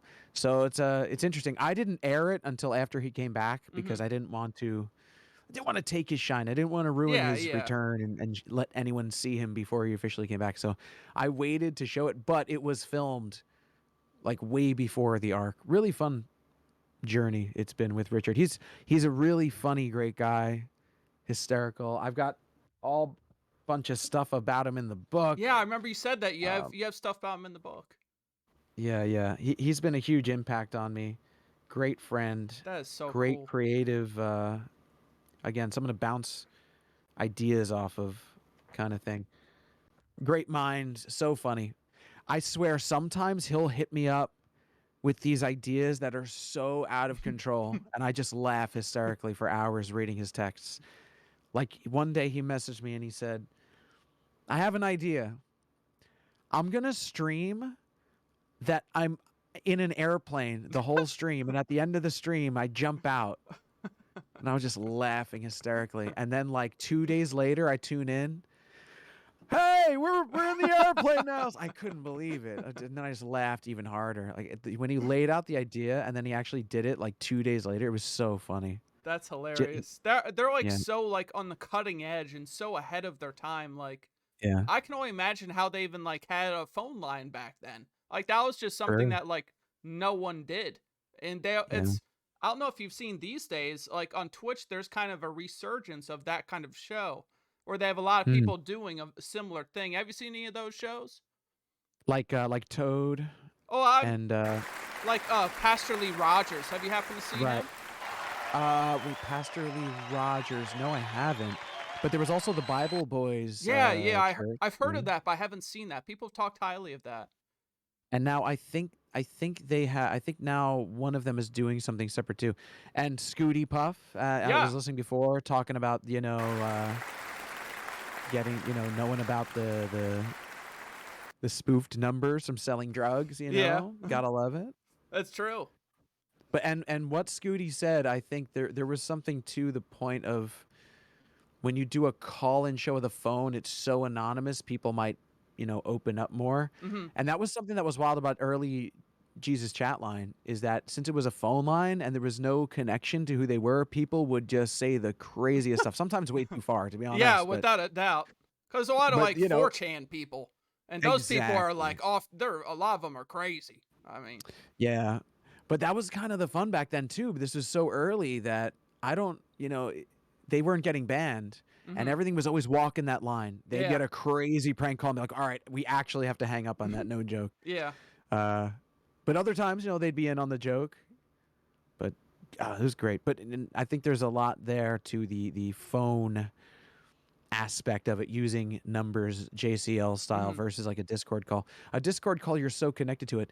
That being said, I think that obviously we're doing a Discord call now, Mhm. and the Mage Tower RL is a Discord project. I think the Discord calls are good because they are connected to that character, that streamer, Yeah.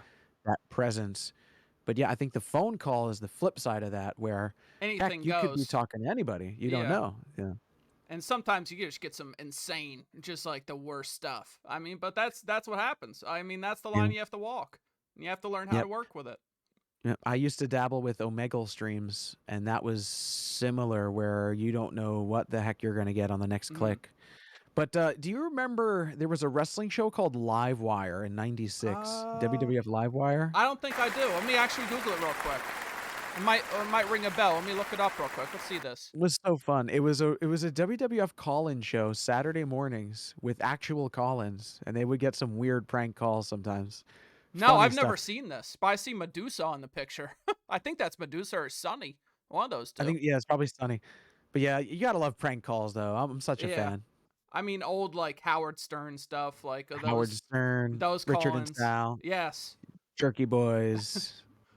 Well, Love it. I'm trying to think of another one. I remember they did the worst thing for me. This was such a bad idea in high school. I don't know why they did it. Is they would give out a book at the beginning of every year that had everyone in your class's phone number. And it was Imagine like, that now. Oh my god. we'd fire up the three-way call and just go down the line. I mean, we would just we'd spend a whole night out of it. But once, I don't know if we still can see it. You see, I have a mark right there on my pinky. You see that? You see that? I have a little. Yes. I prank called someone. They got mad, found out it was me, and they attacked me with a number 2 pencil that was sharp. I mean, sometimes you push the line and people fight back, and that was the thing about it. That was the thing about Dang. it. They did that some high schools did it, but for people who loved calling like prank calls, it was like, come on, that you're just giving me endless material right now, like. And it's wild how things have changed as far as information. Mhm. Like, people are so scared of doxing now. I Mhm. mean, back in my day, you'd wake up and they're throwing the yellow book at your Yeah, front door, seriously. and it's got literally every number in town Mhm. as a mark of like, it's like verification of existence almost was being in the yellow pages back then for businesses and everyone in town. Or even I remember when Facebook around 2012 implemented this thing where they said you have to have your full legal name, which is so backwards that's to how it is horrible. now. It was, and I actually got banned from Facebook for not using my full legal name. That's So I so have some dumb. Facebook account out there I'll never see again. Were- Yeah, it's Were you ever big into Wild. MySpace? yes, loved it. MySpace was so fun. I remember you could like go into the tendrils and like you'd see all the code lines. And you would have to Yes. like put in the code to get like the fancy background. You would like go to my page, would start playing Green Day, American Idiot. With like 1,000 neon Yeah, flashing colors exactly. and animated gifs. Yeah. Yes, with Tom as It was my number great. 1 friend. Yes. The top 8 was like a major. I know that's so messed like- up. Actually, just ranking your I friends to know, the public. exactly. That's such a messed up thing. I never really looked back at that. I know. Or even like ranking your favorite bands for me was like, dang, I don't know. Like, can I have a top 100? Yeah, No, you have to have top 8. breaking into 5. I mean, come on, that's impossible. Yeah. It is. Well, going back, cause this was something I meant to touch on earlier. Is cause I asked you a game you unwind. I was gonna say, did you ever play back in 360 days the Orange Box by any chance? Yes, loved it. Oh, That's how I my first played gosh. Portal, actually. Yes. Ooh. And Team Fortress 2 is my current game that I'll probably play tonight. Ooh. That is my after stream relaxing at 2 in the morning. I'm playing some Soldier, some Demo Man on Dust Bowl. Great game. I mean, what a game that still holds up to this day. It really does. Yeah. And Half-Life was great too. Half-Life also amazing. Another game right here. The only tattoo I have. BioShock. BioShock is great. Love it. The story of that game. I feel like, oh my gosh. Oh, what's a game story that really just like captured you, that you were just so invested in? Do you have a game like that just really sucked you in? You're like, this story is just amazing. That's probably a hard one. Let me think. Honestly, it's probably something like, I kind of felt, let me think about that. I got kind of swept up into Portal, even though it was a very minimalist storytelling thing. I thought that was a great storytelling style. And when you, spoiler alert, at the end, when you know, GLaDOS is all broken apart, throwing stuff in the fire, like the symbolism, I thought it was a really good storytelling. I'm trying to think of more of an RPG thing though. I mean, the thing is, I love games like Morrowind. Yeah. But when I play those games, I'm kind of creating my own story. I'm not really, I don't even know what the main story is a lot in Bethesda games because I'm so into side quests and just living somewhere and living in the game.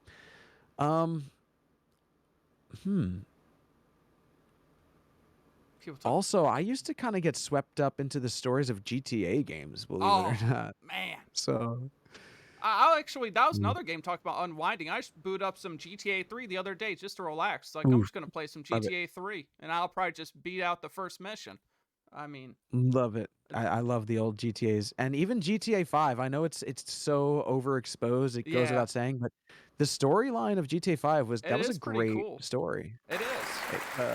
I followed it the whole way, as you know, the 3 characters going back and forth. Yeah. And at the end, it felt like a movie had concluded. I felt totally invested in the Trevor character and everything. Is great. It's a real shame that I'm probably gonna have to get a twice as more expensive computer to ever run 6. Cause this thing, I mean, it barely can run 5. I mean, 6 is gonna be. I mean, that's gonna be insane. I hope it's. I good. really wonder though. I mean, what can they? I mean, what can they do that's gonna be so high tech? The videos I've seen look good, but I don't. I kind of hope that that's true. But I also wonder if it will be. Well, that seemed like they were doing something, because when I was a little kid playing GTA 3 for the first time, the only thing I had ever wanted from a GTA was I want to go in every house. And like that was the thing. That's all I wanted to do, is I want to go in every single building. And it seemed like they're leaning more towards that, where a lot of it is like you can look inside the houses, go inside. Like that's all I want. I really hope that they have more of that, because 5, it had a lot of places you can, but it wasn't everything. It wasn't every house. But, yeah. And I think they even might have scaled it back from. I kind of remember being able to go into more buildings in San Andreas, maybe. I could be mistaken about that, but. And even 4, you could go in a lot of buildings. Niko Bellic. Yeah, maybe that's what I'm thinking of. 4, I feel like 4 had the best physics by far. The rag dolls and everything. 4 was actually, it's so underrated. No one talks about. 4 is That's really an good. amazing story too. It's like a dark and gritty, like Sopranos-like story. Very real. Very real story. I remember having a lot of fun living in 4. Just like watching the TV was so fun. Like there was a lot of really neat stuff in 4 that allowed me to kind of RP in my own head. In that world. Because that was such an alive world. 4 the world felt so alive. Do you ever play multiplayer on that one? I did. Yeah. That multiplayer was nuts.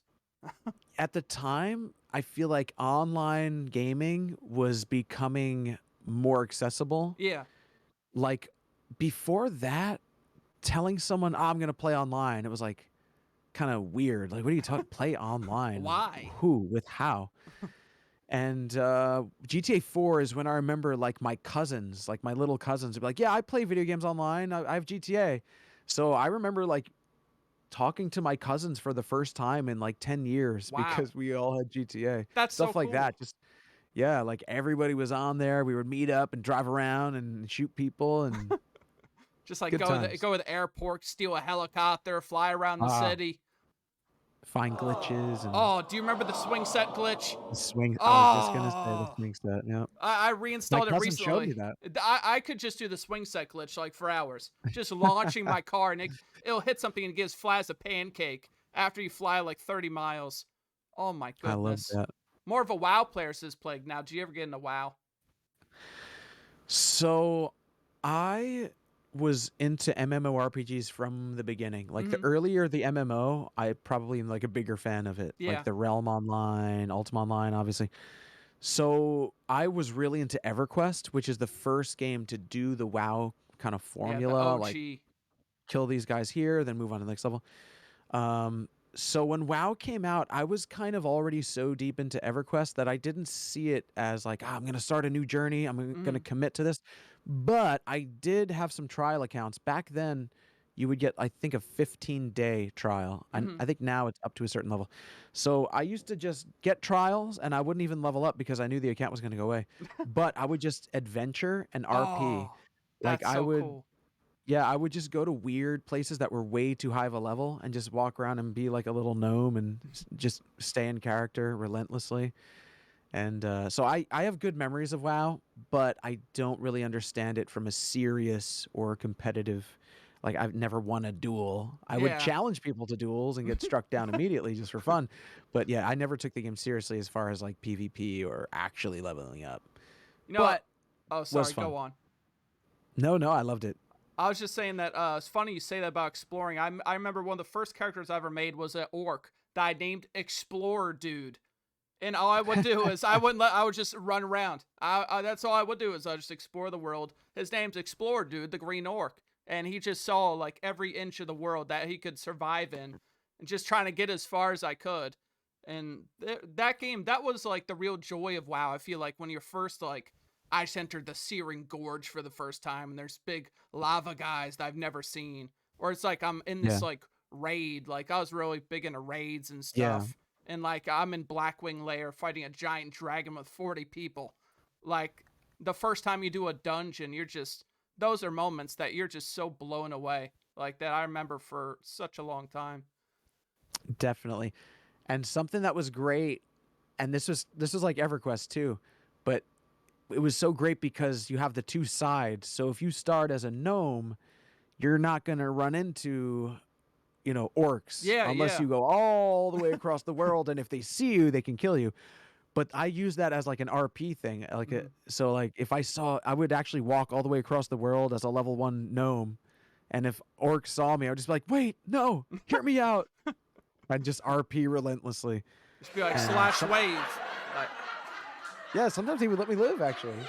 The nice orcs out there, most of them are very relentless. They are very relentless. Most struck me down, but some would actually RP with me. Well, most would just kill me immediately and say, lol. Cack, when it's translated. Cack. Exactly. Well, something else I would love to delve into, which will branch into our thing I have planned, is your music career. Do you want to tell me about you making music, when you started making music, something, just your love for making music? Thank you for the follow, Luke E29. So I am a lifelong music maker. My parents were music makers, so I jumped right into it as a baby. And I started in bands when I was 9. In fact, I grabbed those pictures from the wrestling show. I've got a picture of my first show when I was 9 right here. Whoa. And I'm wearing a Morbid Angel t-shirt playing a BC Rich. That is so cool. And at first it was like a novelty, right? Like, oh, it's a little kid playing songs. Kind of like, nowadays you see someone like Bad Baby or like these new young rappers. Yeah. and people just dump on them, and rightfully so. But in the back of my mind, I'm thinking, dang, that was me once upon a time, because if there was anyone in an actual band, they would just dump on the band, be like, oh, this just kids playing.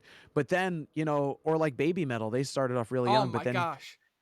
as you get older, then it's like, oh, well, I'm not a little kid anymore, so there's no more novelty. Now I got to actually start making some darn good music if I want to stand out at all. Yeah. So it's been it started as, a novelty, and then you take it more and more seriously. And then, by the time I was in my 20s, I was doing, movie scores, like nothing. I wasn't making any good money, but just getting to do indie movie scores was like mind blowing. And then, over the years, though, I never stopped making music, and I've made music in every genre imaginable. Had a rap band with my friends as a teenager, and had, all these side projects. I started as death metal, though, and over time, you just branch out. You'll learn about film scores, and then you basically now, as Carl DeLinden, I've released. Hold on, let me get my book here, which has a chart of all my releases here. You put a bunch of stuff out. Yes, since 2018, when I began this Twitch project, I think we've released 8 albums. The crowd loves it. And there's here it is. Okay. So yeah, 2018, a self-titled, 2019, and I started off doing more pop kind of stuff. It wasn't metal at all. It was every album I try to be completely different since I've been streaming on Twitch doing this project. This latest album, the Wizard Metal Style, is the first time I've ever done anything like that. In 2022, my Ice Magic album was like a trap album. Oh, really? Like, dang, I remember when it was real huge. I remember that. Right. And before that, it was, again, kind of like a low down-tempo pop, I guess. So I've been all over the place musically. If you look up Carl DeLinden full album and like just click through, you'll see like there's a lot of weird stuff. So the musical journey has been lifelong and ever evolving, constantly trying to learn. There was an era, I've talked about this on stream before, but there was an era where I was making Chinese music almost exclusively. So like Chinese lyrics? Not Chinese lyrics, although I did release a couple of Chinese pop songs, like 2 of them at one point, but that was like a side thing. But in 2014, 2015, there's a site called Audio Jungle where you can sell your stock tracks. Yeah. And what I would do is I would freelance projects, and anything that I didn't use, I would just put on Audio Jungle. And I did a Chinese track just kind of as like a throwaway, and I put it on Audio Jungle, and I wake up one morning and lo and behold, that's like my top selling track overnight. Really? I was like, holy grits, what is going on here? I had people messaging me, like Chinese people, like, oh, it's so authentic. I love it. And I'm thinking like, gosh, I mean, this isn't authentic at all. Like, I'm just messing around. I had no idea. And so then I was like, okay, well, if I can make money from that, I'll make 20 Chinese songs. So I made a whole album. It's called Biyang Shizhi. I'm not saying that right, but it means another world in Chinese, and it's got 20 songs of traditional Chinese music. I've got an erhu, which is a 2-string. Hold on, let me grab this. It's a 2-string Chinese violin. Do it up. It's my favorite instrument. I can't play it well, but. How you guys enjoying this so far? I'm having an absolute blast. This is some top tier cast so far. I mean, it's been another amazing. It has been. It has. So here's the erhu, and mine's not tuned, so I can't really play it. But here's what's so interesting: there are 2 strings. There's no frets. It's just a stick with string. That is awesome. There are no frets. 2 strings, and the bow goes between the strings. What? Not like a violin. So when you do the bow here, if you push down with my fingers here, you're hitting the closer string. If you pull up with your strings, you're hitting the other one. Let me see if I can get a single note out of this. Yeah, it's probably gonna sound like a squeaking nightmare. Let's see if we can hear it.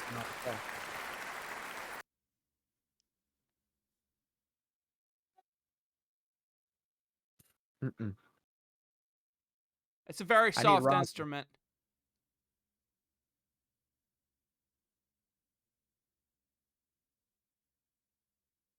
Ugh, it sounds terrible. But if you want to hear what this is supposed to sound like, Yeah, check out this the album. this, in my opinion, is the best instrument ever. It's the most beautiful sounding instrument when played by a professional.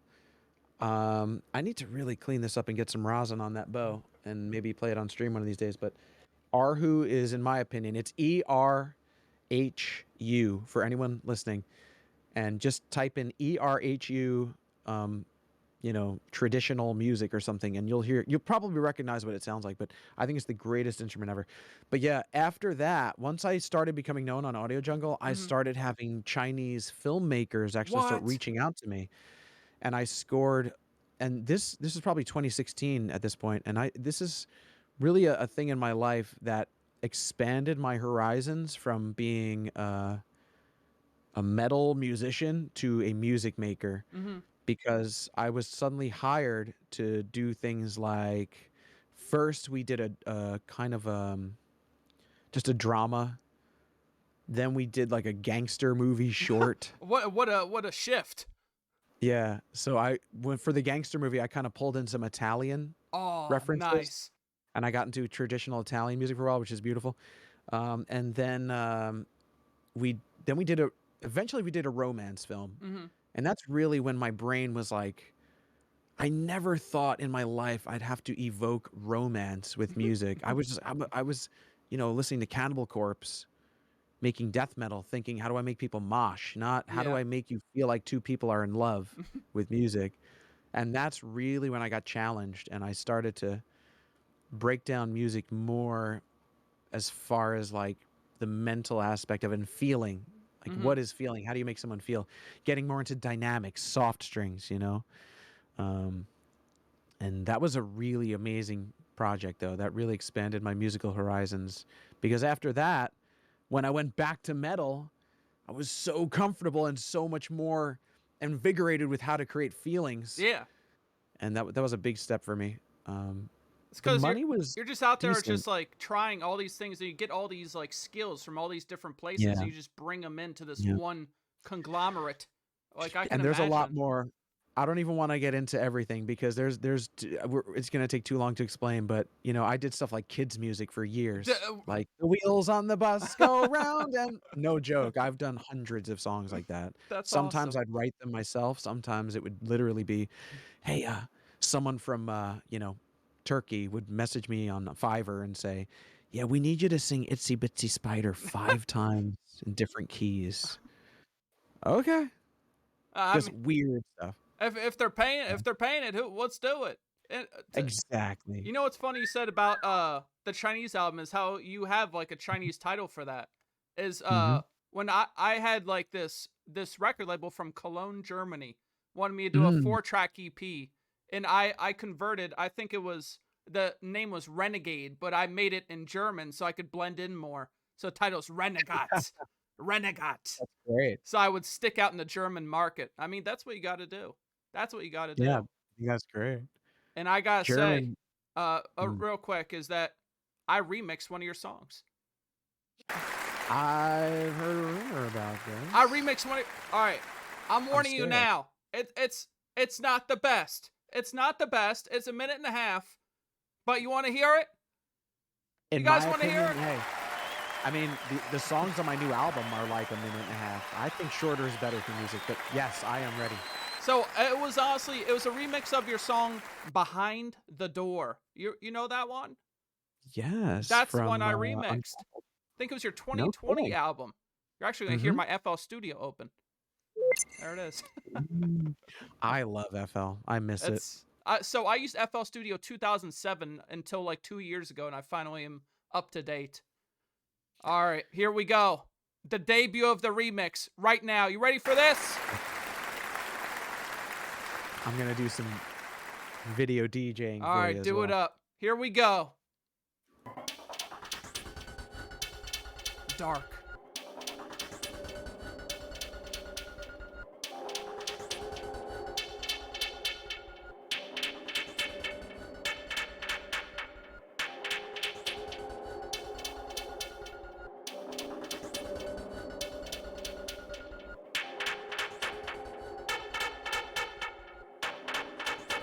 froze.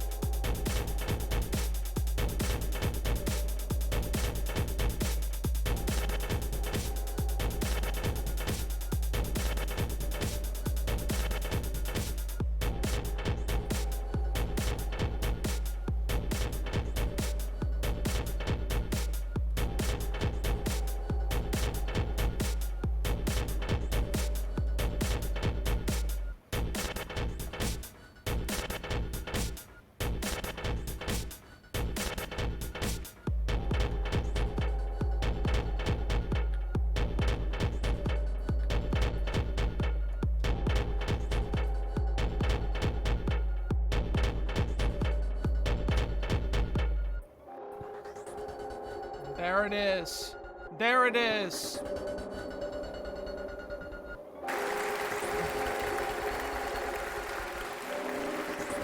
Love it. And I used heavy gross beat because he said he liked gross beat. I gross beated the heck out of that thing. I love gross beat, and that is very sick. Hell yeah. I miss Hell gross yeah. beat every day. It was an absolute blast. When you said you had stems and then you were dropping all the links for the stems, I'm like, hey, I'm doing this right now. Right now. So can we is there going to be a link for us to maybe acquire this, or can you send me a link to maybe use this for something? I would love to, but I think actually, do you think I should stay? You think I should keep it right there? It's a minute and a half. What do you think? I think that's plenty of time. Really? In my opinion. Hey, Oh, I'll yeah. send it to you. I'll upload it. I will. Shorter Grim. is better. Often, in my opinion, yeah. It is. I think I took a lot of your stems and I just warped. I EQ'd, I pitched down, I pitch up, I reverb, I gross speeded. I put the filter emulation. I did what I could. Isn't it fun? I love doing stuff like that. You know? Because like I was like heavy before I got into streaming. I was all music all the time, but after that I kind of had a 2-year kind of just period of where I did nothing. Like I just kind of got out of it completely. And now that I'm like getting back into it, I think I'm going to make a new EP. I haven't made a new EP since 2019. You should. And I think that's something I'm going to do. I get so much joy. It's so much fun. It really is. Absolutely. I think that there are a lot of people who have gone from music to streaming. And I think part of it is because, you know, for us music makers, it's so hard to, first of all, even get your DAW to work. Yeah.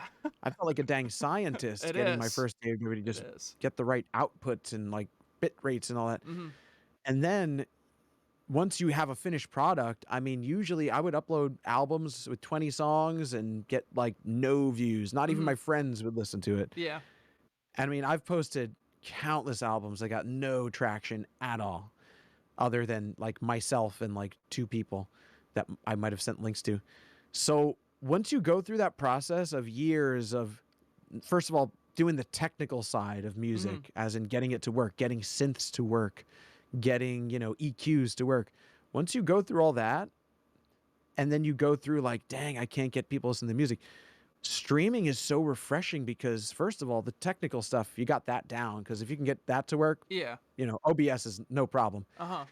Then on top of that, you're able to express yourself so clearly compared to albums.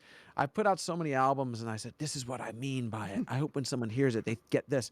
Whereas on stream, I can say, hi, I'm Carl DeLinden, Wizard for Another Dimension. You can speak so directly and pull people right into your world instead of this distant, abstract attempt to Yeah. grab people. So I really think that if you've put in the grind on music, it's such an easy transition to go to streaming because it's so much more direct, you know. And as I said, if you can get the technical side of music making down, OBS is nothing by And comparison. It also gives you that like that creative outlet, like the creative outlet and that True. feeling of satisfaction that I feel like both True. of those things, which were like huge, like things that kept me going, was just like being creative as you possibly could. And I could say like you could be even more creative when streaming. Like you can just do whatever you want. Like there's so many different ways you can approach it. Everyone's different. So I feel Yep. like that is another like amazing avenue where I can see the crossover. But I never really thought of that. How a lot of musicians got into streaming because it was similar like that. Yeah, and gosh, once you add in the video element, if you've ever Mhm. dabbled in video editing, and then dang, those two worlds combined, Whole different world. gotta love it. That's a whole different world. Well, speaking of music, Carl, would you honor us? Would you want to play a track or two? A track, as in select a song, or play for you live right here, right now with an Play acoustic. right live right now. Anything you want. Anything you want. The floor is yours. Okay, so I am gonna go ahead and how am I sounding, by the way? How's my audio? Because You I've been sound all right. experimenting. Sounding all right. Yeah. Okay, let me ask. I'm gonna change my settings a little and tell Okay. me if it sounds better. All right. Okay. Does it sound better now? Now we hear more of the fan. You can hear the fan? So now in this scene I can, or this setting. In the background, it was Holy like a very, guacamole. very distant. Well, let me go back on that. Yeah. Everyone's got to have a fan going. Thank you, Phil. I appreciate it. Thank you, everyone, for being here. It's been absolutely amazing episode. I've had a blast. I hope you guys have had a blast. I always have such Okay. a great time doing these. Same, and you're doing a great job. As I Thank said, you. I love the channel concept. I love the networking Mhm. of bringing so many different groups together. It's inspiring. I hope I can do that with the Mage Tower, and I think that Thank you. I really hope that a lot of mages will stick through and watch future episodes. I know I'm going to. I can't wait to be on. I can't wait to be on the Mage Tower on February 16th, isn't it? Yes, it's gonna be intense. You might be our first Grandmaster. I think I am. Now, with that being said, I hope that with these settings that you'll be able to. Can you hear the guitar? Try it again. We hear it. We hear it. Okay. God, this is one thing that concerns me is the Discord I audio was is so worried wonky. about that as well. I think it has like a built-in noise canceller or something, Discord, something Right. like that. Right. I'm gonna. Yeah, Discord, blink Discord. Oh, that's beautiful. Whatever you just did, it's sounding a lot better. We're getting every note of that guitar. Yes. Well, I guess even though you said I can do anything I want, it's not true. Because I have no choice in the matter. When Carl DeLinden plays and sings, I've got to play. Hot drinks.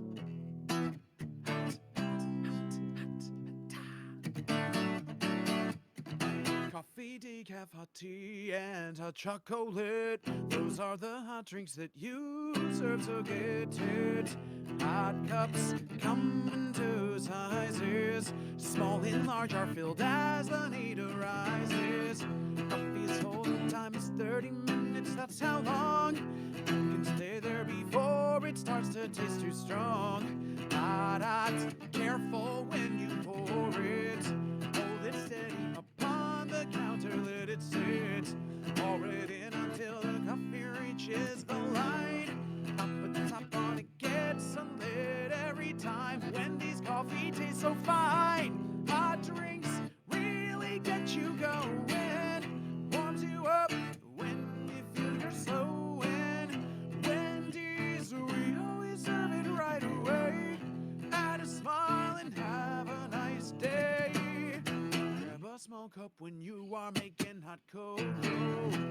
Pull the packet and then you add your H2O. Use a clean spoon and stir it till it's all mixed up.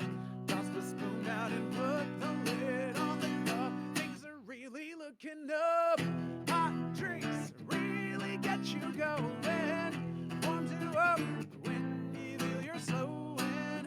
Wendy's, we always serve it right away. Add a smile and have a nice day. Ooh, yeah. Then you add a zero.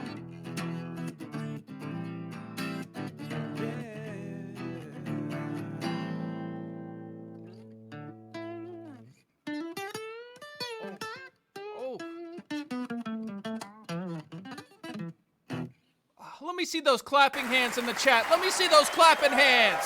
Let me see them. Oh my gosh, that was amazing. That was amazing. Oh. The crowd's exploding. The crowd's exploding. All right. And for you. All right, Cara, I may have a request. A request? Oh, please. Can we hear some Nirvana?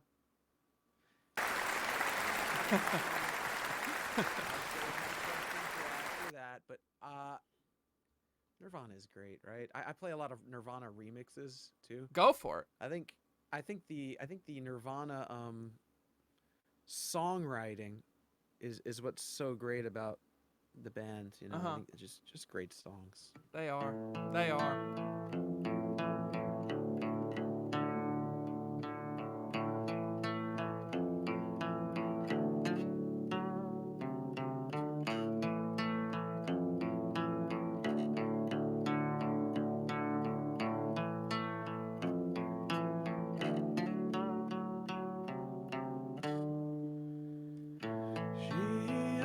Me like a Pisces when I am weak.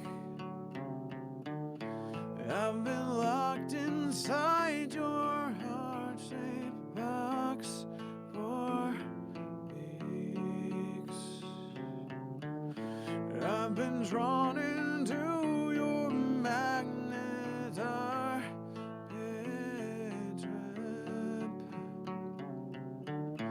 I wish I could eat your cancer when you turn black. Wait, I've got a new complaint. Forever indebted to your priceless advice. Wait, I've got a new complaint. Forever indebted to your priceless advice. Your advice.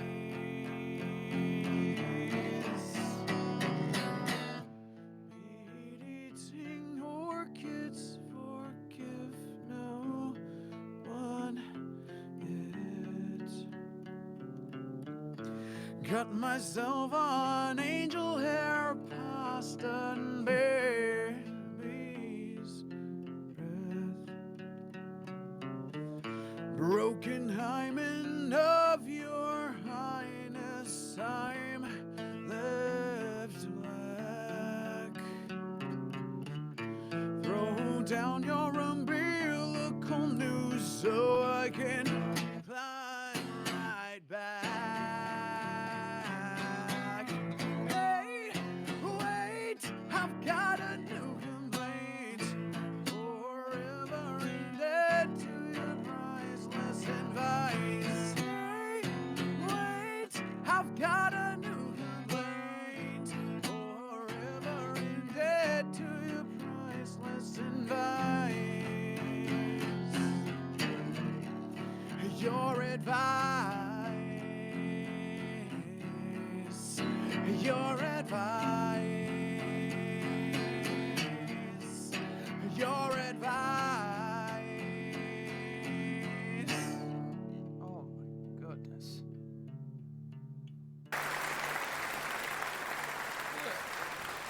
Carl, you're a legend. You are a legend. No, you. Let's get another round of applause. That was honestly.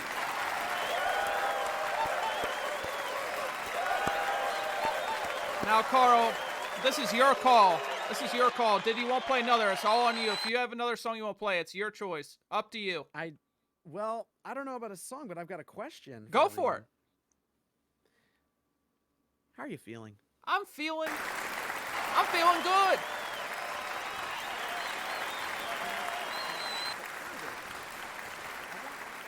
Everyone in chat to type 1 if you feel fantastic. Type 2 if you're feeling kind of down in the dumps, and that's okay. But type 0 if you feel Nothing at all. Now, where would you sit on that? Are you a 1 or are we a 2? How are we feeling tonight? I typed a 1 in the chat myself. I am on top of the world tonight. I really am. I'm on top of the world. I am. That is great to hear. It's amazing. It is.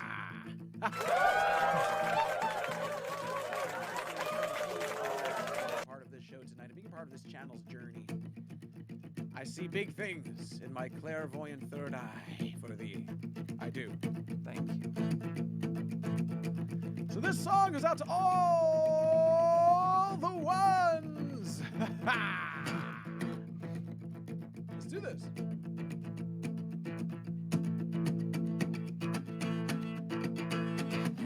Get up early when the sleeping pill wakes me. Take a wake-up pill and fill with energy. I power on hard and I check my messages, but I don't have any messages. I take a driving pill and head to my car. Drive around it because work isn't very far. I choke my phone and I check my messages, and I don't have any messages. All I know is driving on drugs feels better when they're prescription. All I know, the world looks beautiful. The world looks so darn beautiful. I feel fantastic, and I never felt as good as how I do right now. Except for maybe when I think of how I felt that day, when I felt the way that I do right now, right now. I feel fantastic, and I never felt as good as how I do right now. Except for maybe when I think of how I felt that day, when I felt the way that I do right now, right now. Woo-wee!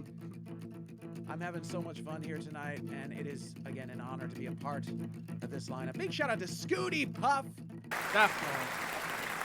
Picking the show up with a bang. Fantastic.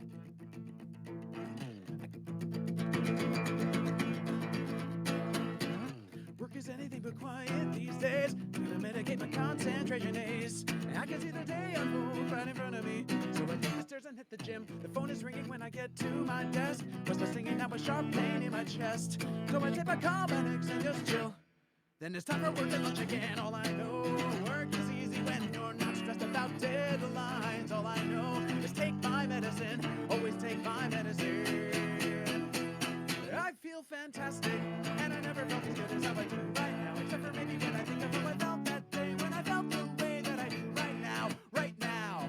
I feel fantastic, and I never felt as good as how I do right now. Except for maybe when I think of how I felt that day, when I felt the way that I do right now, right now. I feel fantastic, and I never felt as good as how I do right now. Except for maybe when I think of how I felt that day, when I felt the way that I do right now, right now. I feel fantastic, and I never felt as good as how I do right now. Except for when I think of how I felt that day, when I felt the way that I do right now, right now.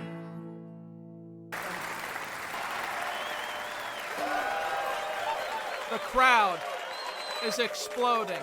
The crowd's exploding. What a performance, Carl. What a performance.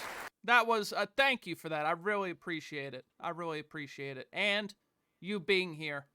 I think we are going to close the gates on this episode. But every Tuesday, late night tonight, always with the best of guests. That was Carl DeLinden, known as Forest of Wires. Oh, hold on 1 second, man. Of course, thank you. Thank you. And I will see you February 16th. Perhaps I shall see you. You will. You will. Have a great night, Carl. Thanks again. There he is. There he is. The one and only. What an episode it's been. What an episode it's been from top to bottom. From top to bottom. We have had...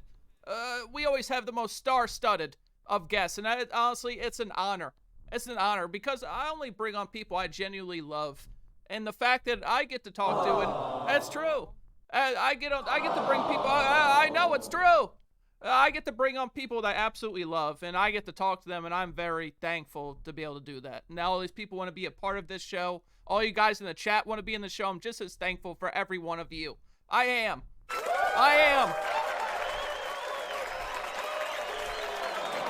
That's true. That's true. But we're going to close the doors on this episode. I will see you guys very soon. We're going to raid out. Have a fantastic night. See you guys very soon. Spam that music right there. Spam that music. Great show, you look super wet tonight. Thank you. Oh, wrong thing.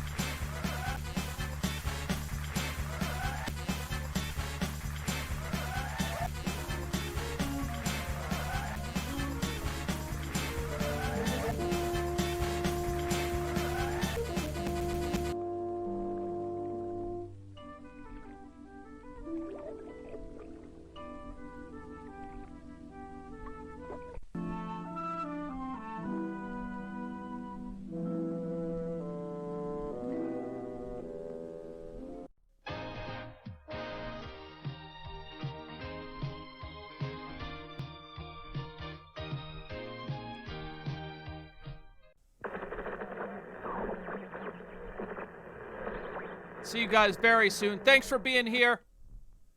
See you soon.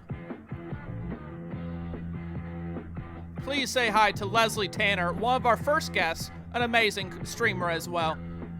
Have a great night, everyone. If you haven't been to Sound on Wheels lately, you haven't been to Sound on Wheels. If it makes your wheels look better, go faster, or stop quick.